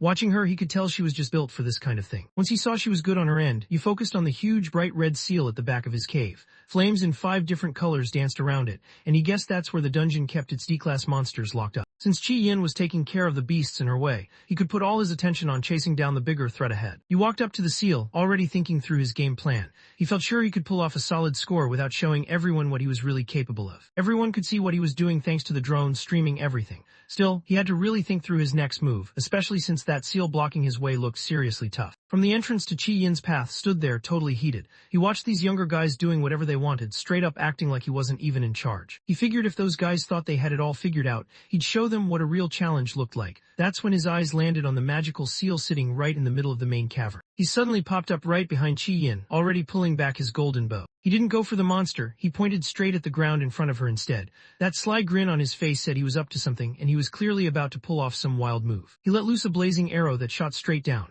It smashed into the ground with a wild blast, barely missing but tearing it deep. There was this massive hole in the ground, so deep you couldn't see the bottom. It gave off this weird, creepy vibe, like something was definitely off down there. Qi Yin whipped around, totally thrown off by the surprise hit, played it cool, acting like nothing happened, and just asked why she dodged, saying he was only trying to hook her up with a boost. Out of the new pit, a deep growl rumbled, and this huge, glowing beast started to come out. Qi Yin barely had time to process what was happening when this wild two-headed lion suddenly jumped out of the chasm. The beast came flying at her, moving way faster than she expected. A pop-up showed it was a level 11 D-class twin-headed violent lion, definitely not something she wanted to mess with. Just stood there completely frozen, not sure what to do with this monster showing up out of nowhere. He picked up on a heavy wave of demonic energy and whipped around fast, zeroing in on the ruckus coming from where Qi Yin was headed. The twin-headed lion stepped out, both heads letting out a loud roar while its whole body suddenly got covered in fire. Kai Yin didn't even think, she just shot her hands out, trying hard to trap the beast with her thorny vines before things got worse. The lion's fire was just way too strong. Those vines didn't stand a chance and got burned up instantly. Nothing blocked its way now, so the beast charged straight at her, jaws wide open, ready to swallow her whole. Chi Yin just stood there completely stuck. His mind went blank, and all he could think was that this was it for him. Hung back smirking to himself as he grabbed another arrow, ready to stir things up even more. Right when the lion was about to pounce, Yi kicked in his accelerate skill, and a quick notification popped up telling him his speed just got a 50% boost for a bit. He dashed ahead so fast he was basically a blur, cutting off the flaming monster right as it tried to attack. Definitely didn't see that coming. He didn't even hesitate, he just moved fast and pushed Chi Yin aside. He maxed out his speed and hit that flash blink move, slipping right past the lion's attack. Next thing, he landed a solid hit right on the lion's head. He landed smooth, stepping right in front of Chi Yin, who just stood there totally frozen, while the huge beast got knocked back hard by that hit. He gripped his huge blade, bracing himself. He didn't expect the D-class monster to move that fast, and right then, he knew this wasn't going to be an easy fight. Stood back, grinning to himself while everything went wild around him. He figured he had this whole dungeon on lock. He knew that even though most D-class monsters got sealed away, there was always that one sneaky twin-headed lion that made it out. He couldn't help but feel pretty smug, thinking these rookies had no clue what was coming for them. There was no way they could handle a real D-class monster. He finally pieced together the last part of his plan, and it was honestly next level. He'd boosted the lion using his own skills, and suddenly a bright red status window popped up over the lion, just a flex that had pulled off something wild. The lion was now in light arrow mode, gravity barely holding it down, and its damage and speed got a huge upgrade. Thought this twin-headed lion was easily the fastest he'd ever seen. Then he spotted another pop-up. Turns out the lion had gone berserk too, which cranked up its attack by 10% and its speed by another 50%. He stared down this absolute beast of an enemy, his face getting serious. He gripped the dagger he'd grabbed from his dad's safe, thinking he might have to go all out just to make it through this. He glanced over at Chi Yin and waved her back, making it clear this thing was way out of her league.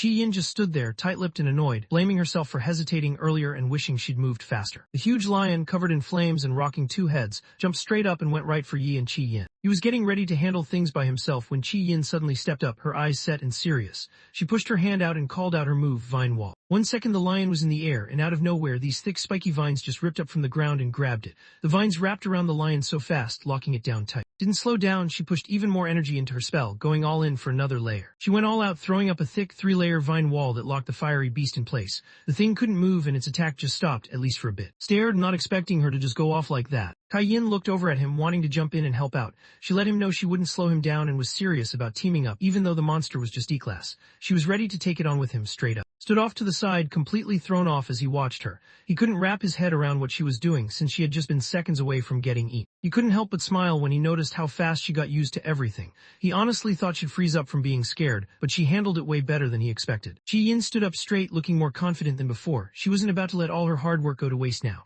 With her and her teammate lined up next to each other, they got ready to take on the D-class monster that was held back for now. The real fight was about to start, and you could tell they were both locked in. Looked over at all confident, showing that she was totally locked in and trusted him. With him around, she knew she was safe and nothing bad was going to happen to her. Who usually kept it real didn't waste any time pointing out that she'd just burned through a ton of energy using that stack skill. He reminded her that she couldn't go all out forever. Chi Yin just brushed it off, letting him know she was already on top of it. Thinking back on that moment, couldn't help but remember Chi Yin from before. Back in middle school, she was already kind of a big deal. Everyone knew who she was. Back in the day, Chi Yin stood up in front of the class, totally confident. She told everyone her big goal was to get into the Divine Guild and become a divine priest. Even as a kid, she was locked in on what she wanted. Thought back to how she was always super confident and positive. Even though her family had a lot of power, she never acted stuck up. She was chill with everyone and took her class president job seriously. He lost touch with her back then and just figured she went on to live a normal life. In this timeline, one thing was clear to him: she had his back. Knowing he could count on her, he felt locked in, ready to crush the assessment without showing off everything he could really do. Stood off to the side, watching the group try to work together. He wasn't impressed at all. Honestly, he thought they had no clue what they were doing. In his head, he just knew that Beast would break through the vine wall in no time, and he couldn't help but think they were setting themselves up for failure. He was mad, thinking real fights weren't about just acting tough. With how weak they were, he was sure they had zero shot against the powered-up D-class monster he let loose. Leaned back, grinning to himself. He wasn't about to jump in and help right away. Instead, he watched them try and mess up, planning to step in only when they hit rock bottom and actually needed him. Right then, he decided it was time to show them why you don't mess with someone who's been around longer. But just as he was about to go for it, the twin-headed lion went wild, roaring so loud it felt like the ground was shaking, and broke free from the vines with one insane burst of strength. The beast broke out, totally losing it, and Yi didn't waste a second. He decided he'd draw the lion's attention. He could tell right away this thing was a nuclear type. He let Kai Yin know to stay sharp and wait for her shot. She caught on fast, ready to move. They broke off fast, trying to get the fiery lion hyped up so it'd rush at them without thinking. He realized the beast was definitely coming for him since he was the one who heard it. He purposely backed up, making sure the raging beast followed him straight to the massive pool sitting at the edge of the cave. He didn't even pause, he just jumped right in and the lion was right there. He didn't even think, just dove in right after, totally locked in and driven by rage. He was underwater, moving fast while the beast struggled, all slow and heavy from the water. As the lion fumbled around, totally thrown off by the weird new place, he spotted his chance and let Chi Yin know it was go time. Picked up on the signal right away and threw up her vine wall spell right when the lion popped out of the water. The beast was drenched, its fiery body stuck with no way out, totally locked down by those thorny vines. The creature let out a loud, annoyed roar, but honestly it just seemed way weaker than before. Chi Yin locked in, eyes sharp, as he made the vines tighten up. Everything went according to plan. The water shut down the lion's fire powers and messed up its core. Notifications popped up saying its rage mode and nuke energy just didn't work anymore, and now it was stuck poisoned and couldn't break out. Climbed out of the water and ended up standing right next to her on the shore. He gripped his massive blade, totally locked in and ready to go. He knew the beast was done running, now was the moment to finish things and snag that top score. Hiding out, stared at what was happening, totally stunned. He just couldn't get how a tough lion got stuck by nothing but one layer of vines. Honestly, he would have had a tough time fighting that beast on his own, especially since he'd actually made it stronger. He just stood there, staring and letting out a few angry words under his breath, totally annoyed. Back in the viewing room, the teachers and staff were locked in, breaking down what just happened. One of the instructors pointed out how smart the move was. By getting the nuclear lion into the water, its main skills got nerfed, while Chi Yin's flower powers basically leveled up. His teacher noticed how quick he was on his feet and how he took charge, pointing out that used simple elemental tricks and got everyone working together to take down a monster way tougher than anything they'd faced before. Everyone on the staff pretty much agreed. The #1 spot was settled. All that was left was that last move to seal the deal. They started talking about how, once his video got sent to the guild, he could actually break the academy's all-time high score. Right when everyone thought the last move was about to happen, the live stream cut out. People watching were instantly thrown off, trying to figure out why the broadcast would bail at the most important part. Back in the dungeon, it was obvious what happened. The recording drone was totally wrecked, just sitting there on the ground with smoke coming out of it. Stood off to the side, rocking a smug grin with his energy bow lit up in his hand. He was pretty sure that if he didn't have the whole thing on video, there was no way he'd ever get the top score. Once the danger was over, a notification popped up saying they'd taken down a level 11 D-class beast and scored 100 XP. Yu nodded at Chi Yin, giving her props for how she handled it. Chi Yin just shrugged it off, saying she only pulled it off because she listened to him. But Yi set her straight, pointing out that it was all the hard training she put in that gave her solid elemental resistance, so she could pull off that one skill with crazy power. Chi Yin stared at him, confused, repeating the words elemental resistance like she'd never heard them before. Right then popped out from his hiding spot, looking annoyed. He acted all smug, pointing out that since the boss was down, they should take their conversation somewhere else. Yi and Chi Yin just stared at him, totally unbothered, not giving him any reaction. Let everyone know he was done putting up with their supervisor's nonsense. Stared down, not holding back. He wanted to know if even realized how risky it was to let a juiced-up D-class monster loose on a bunch of new kids. Looked away, trying to play it off like it wasn't his fault. He said he meant to help Kai Yin out, but she moved out of the way. Didn't let him finish, shutting him down fast. He pointed out how weak the guy must be if he couldn't even get his aim right. He shot him a cold stare, pretty much calling out how weak his aim was, and wondering how he could even claim to be an archer. Chi Yin got fired up too and jumped in, pointing out that it made sense why he never made the cut for the top school team. Whipped around, totally fired up, and his energy bow lit up right. He wanted to know exactly what they just said, not letting it slide. He didn't even hesitate, he just moved right in front of Chi Yin, totally ready to take the hit if anything went down. Saw how they stood their ground, and his anger just kind of faded, turning into this cold resentment instead. He dropped his hand and just kind of mumbled to himself, realizing there was still a long way to go. He turned around, dropped one last warning, and let them know they weren't off the hook yet. He turned on his heel and headed straight for the dungeon's exit, not looking back. Once he left, Yi and Chi Yin headed over to check out the busted drone took out. Kai Yin was seriously annoyed and couldn't help thinking their senior had a trash attitude. She glanced over and caught Yi checking out the busted machine, wondering what he was up to. He let him know their supervisor had smashed the camera on purpose, just to keep them from racking up a high score. With the camera down, nobody could watch them, so needed to head out and grab another drone. Yi also mentioned that everyone else was off doing their own thing in separate dungeons, so they actually had a lot of time to work with. Grinned, thinking Zilling actually helped him out. Now he had the perfect setup to get the rest of his plan rolling. Chi Yin just stood there, eyes big, totally lost on what the guy was talking about or what he was about to do next. He brought Chi Yin back to the main cave. They stopped right in front of this huge red seal pulsing like it was alive, blocking off the craziest monsters in the whole dungeon. He looked over at her and wanted to know if she'd keep what was about to go down on the low, giving a little grin like nobody would buy her story even if she tried to spill. Chi Yin was totally thrown off and kind of freaked out, trying to figure out what he was up to. The story jumps back to that tense moment in the alley where you faced off with. Everyone finally found out what Yu was up to. To boost his power, he got to hand over the demon stone that belonged to his uncle, the Dean. That was the trade. Right now, Yi had that same stone in his hand, a crystal that lit up with weird glowing symbols. He wasn't hiding anything anymore, he just put it out there. His plan, he was about to use the stone and break open the Spirit Jade dungeon for real. He set the crystal down right in the middle of the altar. Right away, this intense dark red energy started swirling all around him, almost like he just unlocked some crazy new power. Chi Yin freaked out, yelling that there was no way he could go through with it. She pointed out it was just a D-class dungeon, but if he busted the seal, every high-level monster inside would get loose all at once. The dark energy started getting way stronger, looking like it was about to break through the seal. He stayed cool and told her she didn't need to stress about it since the monster was still held back a bit by what was left of the seal's power. But Chi Yin wasn't buying it. She thought there was just no way the two of them could take on that many D-class monsters, even with the seal helping out. He stayed chill and said they only needed one person for this. While he talked, the red string bracelet on his wrist started to light up. Fire burst out around him, lighting him up with a crazy energy. Kai Yin just stood there, totally frozen, barely able to get a word out. She couldn't believe what she was seeing. It was like her brain just glitched. He was right in front of her, not looking like a fighter anymore. Now he was rocking this mage vibe, holding a staff that lit up with magic swirling all around him. Chi Yin's eyes shot open and she just lost it, yelling at him, totally not believing he was actually a mage. He got covered in this intense red glow, and Chi Yin could tell something big was about to go down.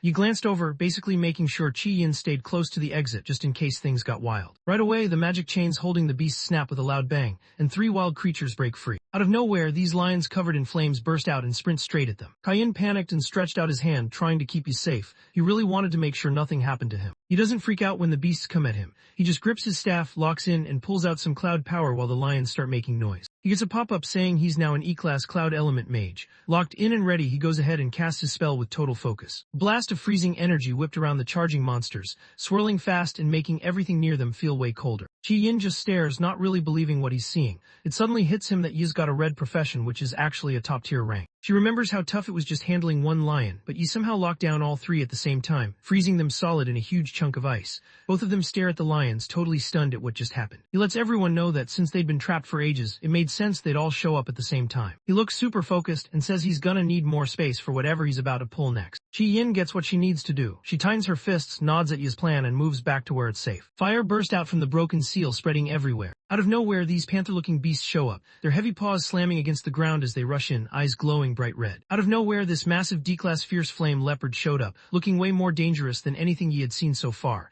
It stood over him, making him look tiny in comparison. Steps up and faces the beast straight on. He checks out what's going on and realizes the monsters are D-class, but after being sealed away for ages, they're only working at half power. He's got this ice power, so he just freezes water from the air and locks down anyone trying to mess with him. He decides that the move right now is to lock everyone down so nobody gets out of hand. With a huge beast shadow hanging over him, he knows he has to switch things up. A system notification popped up, and he switched his job back to Nuclear Warrior, getting ready to go straight in for an all-out attack. In his Nuclear Warrior form, he moved fast, sidestepping a wild charge from a D-class fire sword beast. Green energy flickered around him as he slipped past the attack, barely missing getting hit. He catches the beast trying to pull a fast one, and just gives a quick smirk, roasting it in his head for even thinking it could get the jump on him. Another fire-breathing monster went for him, but he didn't stick around. He triggered his skill, vanished in this burst of green light, and the beast just slammed into empty ground where he'd been seconds before. He pops back into view out of nowhere, switching up to his cloud mage mode. Staff in hand, he's already set to drop another spell, not wasting a second. The camera zooms in, showing one of the monsters totally trapped inside sharp broken ice. From a spot where nobody could see him, Kai Yin just stood there, totally thrown off. He kept thinking about how this guy could jump from one job to another like it was nothing. Right then, something clicks for her. Watching him throw down, she finally gets why he was so set on grinding it out in the element room. He was working on getting better at handling different elements, while she thought back on her own magic skills. She always thought being strong was all about blasting spells and showing off raw power. But after she saw totally in control during his fight, it just clicked for her. Real strength is about mastering what you've got, not just going all out. Zayin started thinking about how elemental power is super wild, like straight up and tame nature. Now she gets it. You only level up and pull off next level moves if you really lock in and control your power. She can't take her eyes off Yi as he starts messing with the ice he just made, totally impressed by what he's doing. He took something simple and leveled it up into his own move. He started firing off sharp pieces of the beasts that couldn't escape. Chi Yin's eyes light up, locked in with a new kind of focus. You can tell he just got it, he's ready to go for it. Just stands there totally chill. Right in front of him, every single monster is stuck, beat up and frozen inside his ice moves. It's clear he's got some insane skills. Just watches, honestly blown away that already has this much control over his power. Chi Yin watched doing his thing, just straight up owning it. She dropped her gaze and tightened her fist, her face kind of hidden in the shadows. She looks at him and realizes he's already way ahead of everyone else. As she thinks back on what he can do, her face changes. That hopeless vibe fades and she starts to smile, cheeks turning a little red. Deep down, she knows he's actually pretty awesome. Out of nowhere, the ground starts shaking hard, like something huge just stomped nearby. Deep inside the cave, the real boss finally shows up, the Spirit Jade Demon Cave Lord. This thing is massive, like a D-class mammoth with red eyes that practically glow in the dark, and the vibe around it is straight up intimidating. On top of that, a status screen pops up, showing its level and pointing out that all its stats are cut in half since it's still sealed. Most students would have been totally freaked out, but you just stared with these sharp, glowing eyes, not even flinching. He'd been waiting for this. Finally, the beast showed up, just like he knew it would. The mammoth roared and took off, jumping right over over the blocks of ice where the other monsters were stuck. He gets wrapped up in this green energy, and just like that, he snaps back into his nuclear warrior mode. He knows deep down that what he's looking for is right there on this monster. He doesn't back down, just plants his feet and gets set, bracing himself as the giant beast charges straight at him. He didn't waste any time. He jumped high, moving fast and hitting hard. He aimed right for the mammoth's forehead, nailing the exact spot he needed. The hit was perfect and blood started showing right away. Jams his glowing green dagger straight into the mammoth's thick skin. His punch was strong enough to make the beast start bleeding. He landed smooth while the giant creature pulled back, blood showing from a bunch of cuts. His face looked serious, blood running down his cheek. In his head, he realized this level 15 mammoth wasn't nearly as tough as that level 10 monkey boss he dealt with earlier. The mammoth, hurt bad, starts freaking out and swings its huge head all over the place. The creature just loses it and rushes straight at Yi, slamming its foot down so hard that the ground splits open underneath. He doesn't slow down at all. He charges forward insanely fast, He kept going at the beast, not letting up for a second, landing solid hits right where it hurt the most. The mammoth just couldn't handle the attack anymore.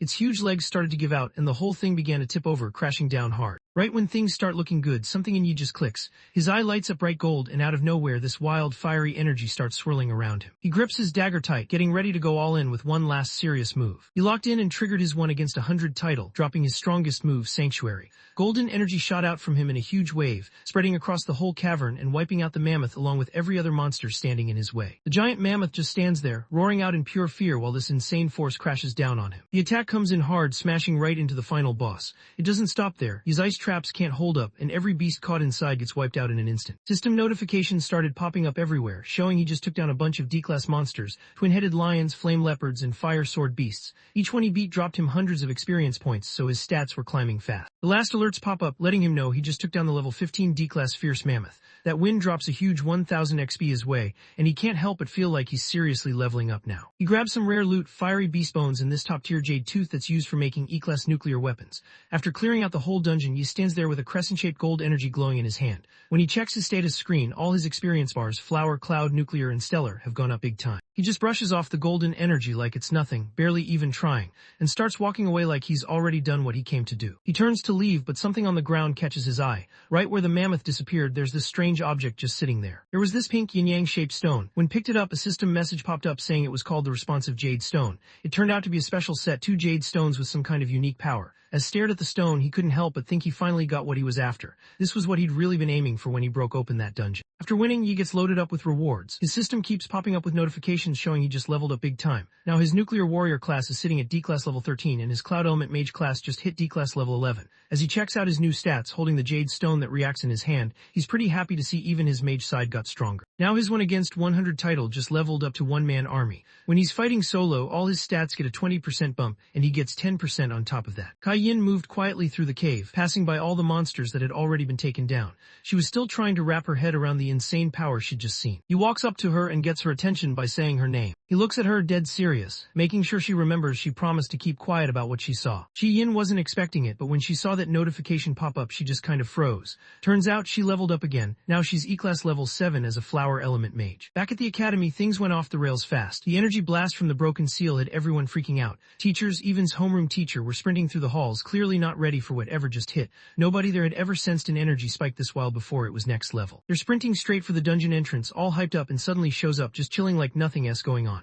The teacher spots him and steps up, clearly not happy, wanting to know why he's not inside watching over the younger students. Right as Xylene is about to say something, the teacher suddenly yells that the seal's broken. Now there's zero time for anyone to chat. Things just got real fast. He and the rest of the crew rushed right by, not even slowing down. Everyone was trying to handle the mess as fast as possible. Stood by himself in the hallway. Once everyone was gone, the fake surprise on his face dropped and a messed up grin took over. He started laughing quietly, realizing payback came way sooner than he thought it would. The teachers rushed into the dungeon cave, calling out for Yi and Chi Yin like they were on a mission. They freeze when they see both students just chilling, totally fine. The lead teacher's brain basically glitches. He can't even process what's going on. Stays chill and nods at him, wondering what brought him here. The teacher glances past the group, eyes landing on the main seal at the back of the cave, totally untouched. He starts thinking maybe the monitors just glitched out. Honestly, he's just glad the students are all good. Now it's Friday, May 29th. School's almost out and is hanging out with the vice captain of the ultimate school team, the dude with green hair. Flashes a confident smile, thinking he's finally dropped off enough stuff to lock down that last spot on the team. The vice captain just flashes a sneaky grin and drops an apology, letting know their captain already picked someone else. Just stood there totally thrown off and heated. He had to find out who got chosen instead of him. He grabs the vice captain, letting everyone know that the spot should go to whoever's actually worth it. He can't believe his own skills and background didn't make the cut, and you can tell he's not having it. Right then, a woman showed up at the doorway and let everyone know they'd already picked out the one person who mattered most. The team captain walked in, brown hair tied back and a smirk on her face. The game called her Ling Yue and she played as a golden lightning assassin, but nobody knew her exact level. She looked straight at Yi, clearly interested. He was the one who caught her eye and landed the spot. It's Friday night, May 29th. Out at a street noodle spot, Inspector is hanging out with his dad, Ling Sheng. Leaned back, cigarette in hand, and shot a look that said he wasn't messing around. He made it clear he'd pulled a lot of strings to get out of prison ahead of time, so causing more problems wasn't an option. Ling Sheng sat there slurping his noodles, just nodding along like he totally got what was going on. His face shifts fast, turning cold and annoyed whenever the inspector looks away. Leaned closer and let Ling Sheng know he'd heard Dean was supposed to show up next Friday. He wanted to make sure Ling Sheng got what that meant, but Ling Sheng just told him to chill. Out of nowhere, Jinwoo's phone lit up. His boss was calling. Clearly annoyed, stands up and gets ready to dip. He lets Ling Sheng know he's heading back to meet up with the team and tells him not to hang around too long and head home soon. Watched the inspector leave and started thinking about heading home soon, just like he said he would. He keeps eating, but you can tell he's getting mad. His face just goes hard and his eyes almost look like they're lit up, thinking about heading back home. Right then, a message pops up, hinting that something big is about to go down way sooner than anyone thought. The next panel drops some backstory on the Jade Stone, laying out its legend. It goes into how the guy who controlled the wild mammoth caught feelings for a girl and made her this crazy teleporting Jade Stone as a present. But not long after, he got obsessed with someone else, ditched the first girl, and just left both her and the Jade Stone abandoned in the dungeon. He heads back to his old apartment and sees that it's completely empty. He gets angrier, yelling and trying to figure out where his wife and son disappeared to. He loses it, kicking a stool across the room while yelling every curse he knows. He was pissed that they actually thought they could just dodge him like that. He gets even angrier, locking in on one thing. If he ever runs into them, he's not letting them get away alive. He made his threat clear, smashing his fist right through the mirror. Back at their new apartment, he handed his mom the Jade Stone he picked up in the dungeon, making sure she had it safe with her. He hands her a necklace with one of the stones on it, letting her know she should keep it on at all times. He gives her a chill smile and pulls out the other stone that looks exactly the same as hers. He tells her about the stone and what it can do. If things ever get sketchy for her, she just has to break the stone. He'll know right away and show up instantly, no matter where she is. He holds her hands and admits he just can't chill out if she's out there by herself without something to keep her safe. While his mom holds onto the necklace, you can't help but feel down. She noticed she'd never been given jewelry, or even the small things most girls usually get. His mom noticed he was spending his whole weekend at home just helping her out, and she was worried he was missing out. She told him he should go hang out with his friends and enjoy himself instead of staying in all the time. Just smiled at her and waved it off, making it clear he didn't need any help and wasn't stressing about it at all. His response doesn't help at all. She just looks even more stressed out and basically tells him that having friends and people who matter is something everyone needs. He stops talking, completely quiet after hearing what she said. He looks away, thinking hard about what she asked, who really matters to him. He starts thinking back to his last life, and suddenly the faces of his old crew Ling Yue, Han Ling, and pop up in his head. It hits him different, and he can't help but feel down, wondering if he'll ever run into them again now that everything's changed. It's almost midnight, 11:58 p.m., and he is posted up right in front of a wild D-class demon cave. Now that the Jade Stone's got his mom covered, he doesn't have to stress about her anymore. He's pulled up to another secret demon cave he remembers from before, but this one's tricky. It only opens up for an hour right at midnight, so he's got to move fast. Now that his mom's alright, he's locked in on getting stronger. Dagger in hand, he steps straight into the demon portal, ready for whatever's next. He steps inside, and out of nowhere, old memories from his past life rush back to him. He remembers that back when he finally got strong enough to take on the D-class in this cave, even after reaching top-tier warrior status, it still stuck with him. He couldn't do anything to help his team. Watching his friends go down still haunted him. His mom always said he needed people around him, but after what happened, he seriously doubted if having friends was even worth it. He takes all that hurt and turns it into pure drive, jumping straight into what needs to be done. He takes down one of those wild plant monsters with a few quick moves that goes down fast. Right after, his system flashes a notification. He just scored 260 XP and picked up 3 petals. He scoops up his loot, not even thinking about hanging out with anyone. In his mind, friends just messed things up for him before, so he's better off running solo. Looks back at everything he's done and can't help but think it was all pointless. No matter how hard he trained or how strong he got, if the gods decided to mess things up, he and his crew never stood a chance. All that frustration just pushes him to go harder in the fight. He ducks out of the way just in time as one of the huge monsters slams down, breaking the ground apart. In that moment, he can't help but think back. No matter how strong they were, in the end, they lost everything. Not even a real burial left for them. His anger kicks in and he goes all in, landing a quick spot-on hit on the monster. When he hits the ground, his screen lights up with a message showing he got the kill and leveled up. That's all the proof he needs. He's got to keep grinding and get even stronger. He picks up the pace, dodging through a mess of wild demon tentacles. He clenched his jaw, totally locked in on getting stronger than everyone around him, even while a bunch of creatures piled on and bit him nonstop. Even though he's hurting, his eyes stay locked in, full of serious focus. He snaps and goes all out, swinging his blade non-stop and taking out every monster around him. His screen keeps blowing up with kill and XP notifications, like he's leveling up on fast forward. He's beat up, bleeding, and chomping down on this monster's tentacle. Even like that, he's locked in, ready to throw everything he's got into the fight. Every time he takes one down, he grabs whatever toxin he can from the bodies, not letting anything go to waste. He starts thinking about how weak he is right now. He knows he can't even take on his own dad, and that stings. He starts thinking about the bigger problems waiting for him, especially that skilled traitor he knew before. As he wipes the blood off his mouth, it hits him. He knows things aren't going to be easy, and there's no way around it. He knows he has to hold his spot and deal with every enemy head-on, no dodging it, with this fresh determination. He squares up, staring down a never-ending wave of monsters, ready to throw hands and push through every single one. He stands face to face with a massive wave of demonic monsters, ready to go all out. He taps into his ultimate skill, Sanctuaries, gearing up to show them what he's really made of. He was locked in, moving his dagger with crazy speed. He swings his blade and suddenly golden energy just explodes out, blasting straight into the creature and swallowing it up. The monsters scream out, but his insane move wipes them out in seconds. His screen blows up with notifications, showing he had a ton of kills and racked up hundreds of XP for every corpse orchid he took down. After the huge hit, you drop down, still wrapped in those golden flames. He was out of breath, clearly drained from going all in. He's beat up, blood on his face, but he's not quitting. He checks the time and it hits him. The demon cave entrance is gonna shut in 20 minutes. He scans the open space and spots the dungeon boss right away. Time's ticking, so he has to move fast and take down the boss before it's too late. It was pretty late, Saturday, May 30th, just past 12:30 in the morning. He steps up to face the last boss in the dungeon, a huge creature that looks like it's made out of wood.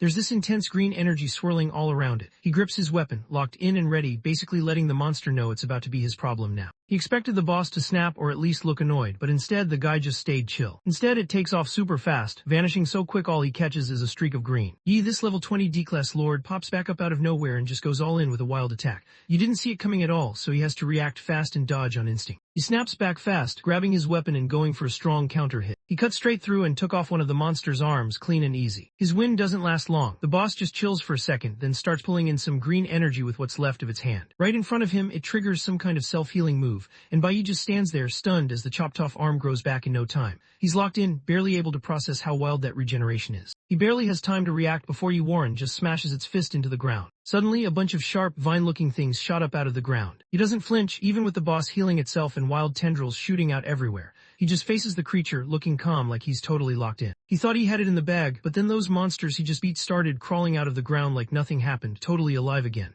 His confidence just tanked. He just stands there totally stunned, watching these beasts come at him. They were down a second ago, so seeing them up and charging again just doesn't add up. He realizes that a D-class lord isn't supposed to bring its minions back, so seeing this happen has him on alert. He's locked in on the group coming at him, but out of nowhere, something dark and fast snaps at him from the side he can't see. His eyes go wide as the hit lands, catching him off guard. The blade went straight through his side, blood spraying everywhere. He gets knocked back hard, the dark tendril stabbing right through him as he loses his balance. While he's trying to keep it together, he suddenly catches on to what's really going down. Another lord shows up, looks just like the first one. His system blips with a message calling this new monster Kai, the twin brother of Yi, and both of them are level 20 D-class lords. Hurting and barely hanging on, knows he's stuck fighting two bosses at the same time. The twin lords were back side by side. Warren, the green one, looked like he was back to full strength, while Warren, the purple twin, had just pulled a sneaky move on him. His back was against the wall, blood running down his face, but he wasn't backing down.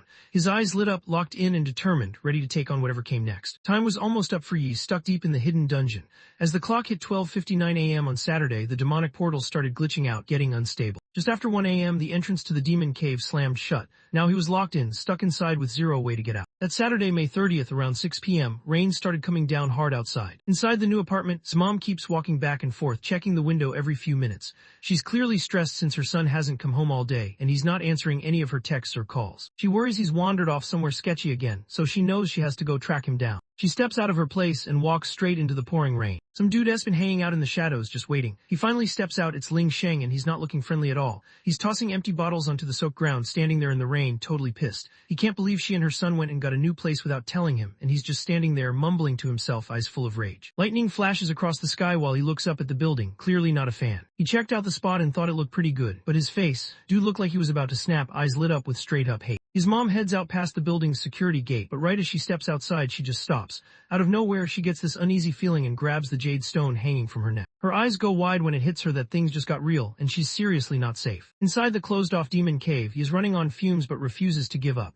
He's out of breath, clutching his massive sword, still pushing through. He realizes he's already on the 5th wave of these monsters. No matter how many he takes out, they just keep popping back up like it's nothing. Another comes back to life and charges at him, but he doesn't hesitate. He slices right through it. Now whenever he takes something down, the system just hands him 1 XP each time. He catches on fast that taking out these monsters over and over isn't getting him anywhere. No XP, no loot, nothing. He realized he had to track down whatever was making them come back non-stop and put an end to it. He notices Yi Warren and Kai Warren, both D-class lords, standing there with this weird glow. Turns out all that healing energy is actually coming off those two bosses. He switches things up and just runs right past the horde that comes back to life. He doesn't even slow down for the weaker monsters. He's basically a blur, locked in and moving fast. He went straight for one of the twin lords, T. Warren, trying to finish the fight right then and there. He locked in, not letting anything distract him. He spots his target and goes straight for him. He rushes in and just sends his blade forward, not hesitating for a second. The blade sank straight into Kai Warren, landing a bunch of strong hits. The monster couldn't handle it and started to break apart, pieces falling everywhere. But his attack does nothing. He just stands there watching as the Lord's injuries disappear and its whole body heals up instantly with this quick burst of green light. He figures out what's going on. The other twin Lord, Yi Warren, keeps using some healing power and just brings his brother back every time.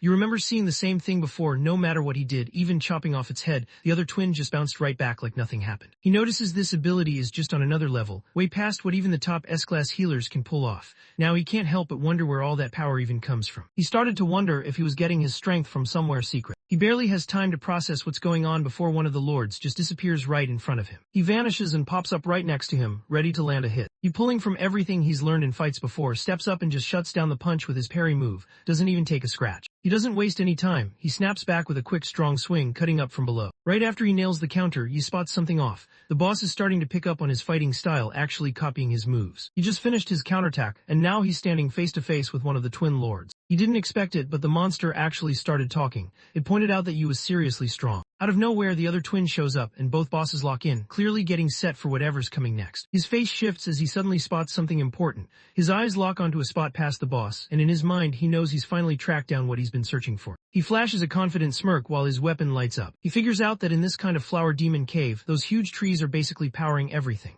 Not even worried about the boss, he just sprints straight for one of those big glowing trees in the back. He moves past the boss, catching it off guard, and in one smooth move chops its arm clean off. He realizes now that the boss can heal like crazy thanks to the energy coming from these trees. The boss stares at its chopped off limb, realizing it's not growing back this time, and just loses it, not believing what's happening. He knows exactly what he needs to do now. If he wants any shot at winning, he has to take out those enchanted trees that are powering up the boss. He goes all in and swings hard, slicing straight through one of the biggest trunks like it's nothing. Knows that when their power runs out, he can finally take them down for good. He spots his shot and just takes off, blowing right past Yi Warren and Kai Warren.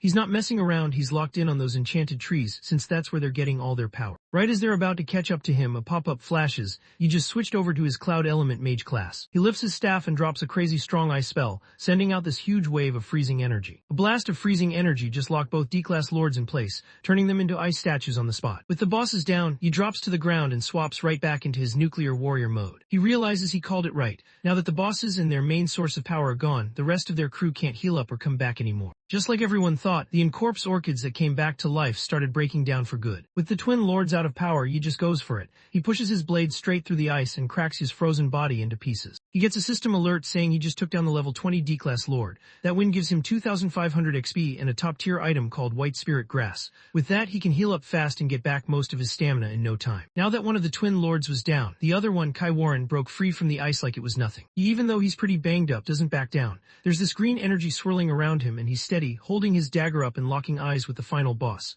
At this point, he knows it's just him and the last challenge standing. The huge beast stares down, its face looking sad. With fire everywhere and things getting wild, T. Warren suddenly asks for something nobody saw coming. He wants you to end it for him. He's caught off guard because he's never run into a lord like this. He notices the creature isn't trying to keep going by itself now that its brother's gone. He wants to do the right thing, so he chooses to go along with what it asked for one last time. He charges ahead, moving way faster than anyone would expect, and takes out the D-class lord in one clean hit. As the monster drops, he gets a pop-up saying he just finished off the level 20 lord C. Warren and snagged 2,500 more XP. On top of that, he picks up a rare item called a poison thorn, which he'll need later to craft an S-class flower-type weapon. With the purple item finally in his hands, he relaxes, realizing all his grinding paid off. The system flashes, letting him know his nuclear warrior class just leveled up to D-class level 15. After taking down the twin bosses, he checked his screen and saw that his Cloud Element Mage class had leveled up. Now he was sitting at D-class level 13. The final boss was down, so the red entrance to the demon cave opened back up, letting him walk out. Right as he's about to dip, a new status screen pops up out of nowhere. His flower element bar is maxed out now, and just like that, another awakening kicks in. His eyes go wide as he checks his stats, and sees his flower element already hit the max level. Glowing green energy and bright petals spun around him, and he couldn't help but start thinking about which job he'd end up with this time. He remembers the last time he leveled up and got a crazy strong red class job. He can't help but smile, already hyped for whatever's coming next. Suddenly his phone buzzes with a notification. He checks it and sees his new class pop up. He's now a level 1 E-class flower element summoner. He gets hyped at first, but it all crashes when he sees it's just a blue profession, way lower than what he wanted. He takes a second to chill out, reminding himself that the summoner class probably isn't too hard to get into. Now he's curious about what kind of skills it actually has. Pop-up shows up breaking down his new skills. He just unlocked an active move called Flower Spirit Contract, so now when he beats a flower-type demon, he can pretty much make its soul work for him. On top of that, his passive skill, Flower Field, gives him the power to spot the souls of flower-type demons that just got taken out. He gets more into it as he checks out the description, especially the bit about making a deal with a demon's soul. Thinking about how strong his new skill could be, he starts to consider if he can actually make a contract with the 2 tough bosses he just beat. Now that his Flower Field passive was switched on, he turns around and spots the Twin Lords standing there, their blue souls glowing bright in the dark. Yi Warren and T Warren stood over what was left of them. Looks locked in and ready to go. He sees his chance and doesn't waste a second. Right then, a pop-up shows up, letting him know he's turning on the Flower Spirit Contract skill. He stretches his hand out to the 2 souls, moving in without hesitating. He gives them this confident look, basically daring them to step up. Then out of nowhere, blue energy starts swirling all around, pulling in the souls of the Twin Lords. They snap back into their bodies, looking stronger than ever, but now they're under his control, ready to do whatever he says. It's a wild Saturday night around 6 p.m. and the rain won't let up. He's out there, totally drenched, gripping a knife. He's pacing around outside the apartment building, looking mad enough to snap. Right when he's about to make his move, his phone starts buzzing, totally throwing off his whole plan. He picked up the call, kind of annoyed, but then realized it was Inspector calling him, which totally caught him off guard. The Inspector comes through with a huge chance for him, a dinner invite from Dean. This could be his way back into the guild, and honestly it feels like everything might be turning around. His face lit up, he was all in now. He let know he wasn't about to let the shot slide. He hangs up the phone, a sly grin spreading across his face. In that moment he decides today actually turned out pretty solid. Since he couldn't go through with his revenge just yet, he figured he'd go find his wife instead. Even as he walked off, you could tell he was still serious about what he wanted to do. His mom heads out into the rain, not caring that she's getting soaked. She's got the jade stone hanging around her neck, holding onto it tight. Something feels off and worry just keeps building up inside her as she looks for her son. Out of nowhere, someone called her name. She spun around and spotted Yi standing there, umbrella in one hand, groceries in the other, clearly wondering what made her head outside while it was pouring. At first, she jumps a little, but once she sees he's alright, you can tell she's instantly more at ease. He gives her a soft smile and lets her know it's time to head back home. Later on, when they're in their new place, his mom checks out the new bracelet he got for her. She remembers her kid sneaking out late just to grab her a present.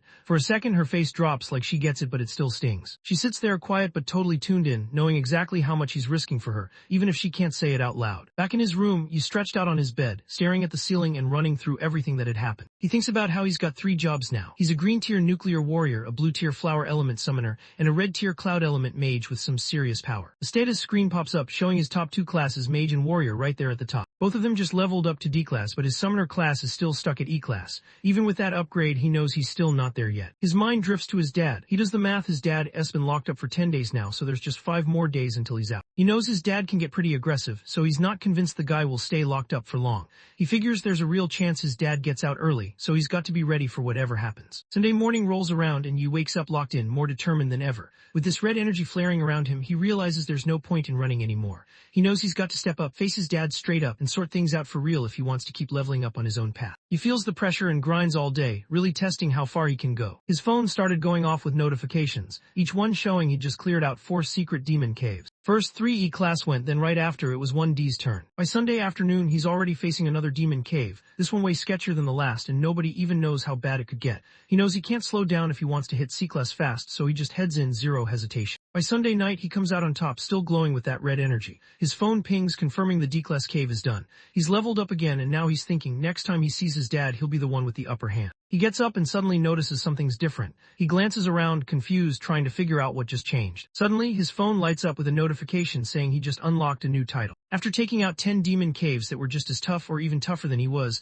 Lone scored the title of Mark of the Brave. With this, there's even a hint he might unlock something big later. A Tower of the Brave could be on the way. He just stares at the message on his screen, not really sure what to think or what's coming next. Monday morning, June 1 rolled around at the Awaken Academy. Teacher walked up to the front of the classroom, ready to drop some news that had everyone sitting up and paying attention. She let the class know the combat sim results had dropped. With a proud smile, she shared that 2 students from their own group had made it. And Chi Yin ended up taking the top 2 spots in the whole school. After the teachers checked out results, he actually set a new record for the highest score the academy ever had. Ji Yin couldn't hide how happy he was. The dude straight up started blushing. Meanwhile, Yi just kept his cool, staying calm and collected like always. With how well they did, teacher told them they made it into this top-tier training camp. But then she dropped an even bigger surprise. Since smashed the old record, they were now getting a shot to meet the gods, something hardly anyone gets. Just stayed quiet, not really reacting. Everyone in the class totally lost it. One guy couldn't believe it and started pointing out how meeting the gods was something even top priests never got to do. He didn't see this coming, but he realized it could actually work in his favor. For him, it was like catching a lucky break. He'd get to run into those gods who him way earlier than he thought he would. His old buddy from middle school couldn't hold it together. He just grabbed his arm, tears streaming, basically begging him not to ditch the squad if he blew up and got famous. While Yu was still taking it all in, just shot him this proud grin, like he'd always known Yu was gonna stand out. Inside the dean's office, sat across from his nephew, Sheng, having a private talk. The dean wanted to know why it was dodging the training camp. He realized this was one of those times he actually got to hang out with his dad, which barely ever happened. Tightened his fist, trying to keep it together even though you could tell he was fighting with himself inside. He shut it down right away, saying he only got third place, so he didn't think he deserved to go. He was honestly over everyone acting like he just got by because of his dad and wanted to show everyone what he could really do on his own. Dean noticed his nephew acting way more confident than before. He looked like he respected how much guts the kid had now, and honestly hoped his dad would catch on to how much he'd leveled up. Didn't waste any time. He went straight to his uncle with a gutsy ask, wanting the okay to get into the sealed D-class demon cave out behind the school. The dean looked caught off guard, not expecting someone to ask for something that risky, but didn't back down. He was set on getting stronger by himself, no matter what. The story cuts over to the principal's office, where everything's about to go down. Was basically begging his uncle, who also happened to run the school. He kept saying he had to be on that training trip. It wasn't just something he wanted, but something he owed to his family since he was the only one who could carry on their name. The principal, King, looked serious as ever. He let know he was out of line, reminding him he should thought twice before doing something reckless, especially since his family name carries so much history. The principal's face turned serious when he stepped up too. He wanted to know why let a monster go after his younger classmates during the combat test. Got called out on his lie and totally froze, struggling to come up with anything to cover himself. The principal smacked his hand down on the desk, clearly ticked off. He said the higher-ups weren't dumb and would see right through whatever weak plan he tried to pull. He let everyone know he was the one who kept Zilling from getting kicked out, and just standing there, he had Zilling seriously nervous. Dropped down to his knees, totally wiped out. He said sorry with tears running down his face. He owned up to messing up. The principal's eyes lit up, staring straight at. He told to get up, and clearly scared, didn't even think about arguing. Pushed himself up, still shaky but determined to stand. The principal moved around his desk and dropped one last thing needed to hear. Because of what did, something happened that he totally didn't mean to set off. They pointed out someone named Yi to the people in charge. Now the higher-ups are starting to get suspicious of him. King kept breaking things down for his nephew. He pointed out how Yi leveled up way faster than anyone expected, and now the big bosses were starting to notice. That's why out of nowhere, even the gods wanted to see you face to face. Once the principal lays out what's on the line, he gives his nephew the green light for the training trip. But he makes it clear, his nephew needs to get his act together and stop drawing so much attention. The principal doesn't sugarcoat it. If messes up again, he's on his own. Hears the news and can't help but smile. He's all in, barely able to hide how hyped he is as he nods at his uncle's deal. As he steps out of the office, his whole vibe changes. His face goes kinda dark and he tightens his fist. In his head, he's already plotting how he's gonna get back at Yi on the trip, basically telling himself to just wait for it. His mind drifts to Ling Yue, and with that dark look in his eyes, he's dead set on making her his, no matter how long it takes. Later that Monday, right before the last bell, the classroom is full of energy. Yi's friend is holding up this gold envelope, looking stunned. Turns out, it's an invite from the top school team. Getting that letter was a big deal for Yi. The whole class pretty much froze when they found out he got invited. Nobody saw that coming. Everyone at the academy knows this team is stacked. It's honestly the top squad around. Getting on it is basically a shortcut straight into the Divine Guild. Someone else jumps in and says the club was started by the school's one and only golden assassin in a long time. Everyone in the room can't believe what just happened. Normally, people have to grind hard just to get noticed, but you got a straight-up invite. Nobody's ever seen the high school team bring in a middle school kid before. His friend just couldn't hold it together after seeing how well Yi was doing. He started crying again, totally blown away by how impressive Yi had become. In the middle of all the craziness, he just strolled over and grabbed the gold invite from his friend, who was totally losing it. Nobody expected it, but he just strolled over to the trash can like it was no big deal. He just slid the invite in like it was no big deal. His friend and the other guys just stared at him, totally stunned. They couldn't believe he turned down such a big deal and started calling him out, wondering what he was even thinking. He didn't even blink when everyone got mad. He just let them know he was out and dipped from the classroom like it was nothing. His classmates, even Specs, just sat there frozen. No one said a word. Later on, his friend squatted next to the trash can, just looking at the letter someone tossed out. He couldn't stop thinking about how he missed out on something big. Walked over looking like he already knew what was up, and wondered if he seriously still didn't get you. Stayed calm and just pointed pointed out that Yi now does his own thing, he never follows anyone else. These days, he's always calling the shots, never taking orders. After stepping out of the classroom, Yi heads straight for the quiet back mountain behind the school, away from everyone else. He figures that since he's finally got the green light to enter the D-Class Demon Cave, the place will be empty at night. That means he can train without anybody around, basically having the whole spot to himself. Turns out, was already there just waiting for him. He looked locked in with this intense red energy all around him. He just lets him know it's time to head inside. Started to tell that a D-Class dungeon could be way too tough, but just shut him down, getting fired up and making it clear he wasn't about to hold anyone back. He thought back to the deal he made with. He told he'd show him how to fight and level up fast, but only if could hook him up with entry to the school's demon caves. Now, seeing that actually pulled it off and got them into every D-Class dungeon, you couldn't help but be a little impressed. In the cave, it's obvious right away who's on another level. He just moves in and starts cutting down this huge, dragon-looking monster like it's nothing. It's dropped to the ground fast by a monster's hit, straight up annoyed and swearing under his breath. He stood over another monster he just beat, green energy still floating around. He looked over at who was still fighting and clearly having a rough time and just tossed out a chill offer to help, but not wanting to look weak, snapped back at him and made it clear he didn't want any help. He was set on handling it solo. Training inside the school's D-Class Demon Cave was still going hard. Sheng, totally focused, jumped right into the fight with those monsters, ready to take them on. He takes a moment to check how far he's come. He remembers snagging that Lone Brave title. It's supposed to open up something wild called the Tower of the Brave, and he can't help but wonder what's waiting for him there. He gets it, he's not touching that until he hits C-Class. His eyes locked in, he knew he'd already taken care of almost all the secret demon caves he remembered from before. Now, if he wanted to level up fast, the only real shot he had left was grinding through the school's dungeons. Days just flew by, packed with non-stop fighting. When Tuesday rolled around, those ultimate school team invites were still sitting in the classroom trash, wasn't even thinking about them. He was locked in on his own grind. Leveling up at D-Class was no joke either. It took forever and needed a ton of experience. By Wednesday, after classes, was still on the grind. He ran into another wild beast, and just as it went for him, he had to jump in and handle it. He comes in clutch with a strong kick that launches the monster away. Was heated and let you know he wasn't supposed to jump in. You just stayed chill, pointing out that would been done for without backup. Even though they were on edge with each other, you felt good about it, thinking the XP they just got was exactly what he needed for whatever he was planning. After school on Thursday, all that non-stop grinding finally starts to pay off. Sheng steps out of the demon cave, pumped up and celebrating. He just hit D-Class by himself and he's clearly proud of how far he's come. He thinks this is way more exciting than having his family's bodyguards tagging along. A few seconds later, you walked out totally chill. His phone buzzed with a system alert. He just leveled up his nuclear warrior class to C-Class. With that focused look on his face, you could tell he was locked in and ready for whatever came next. As he stood there, his dad showed up in his mind, looking as intimidating as ever. He figured his strength now was finally up there, maybe enough to take him on. Right then, his status window popped up, showing off his fresh C-Class stats and a new skill he just unlocked. That night, Yu was chilling at home when his mom started joking around,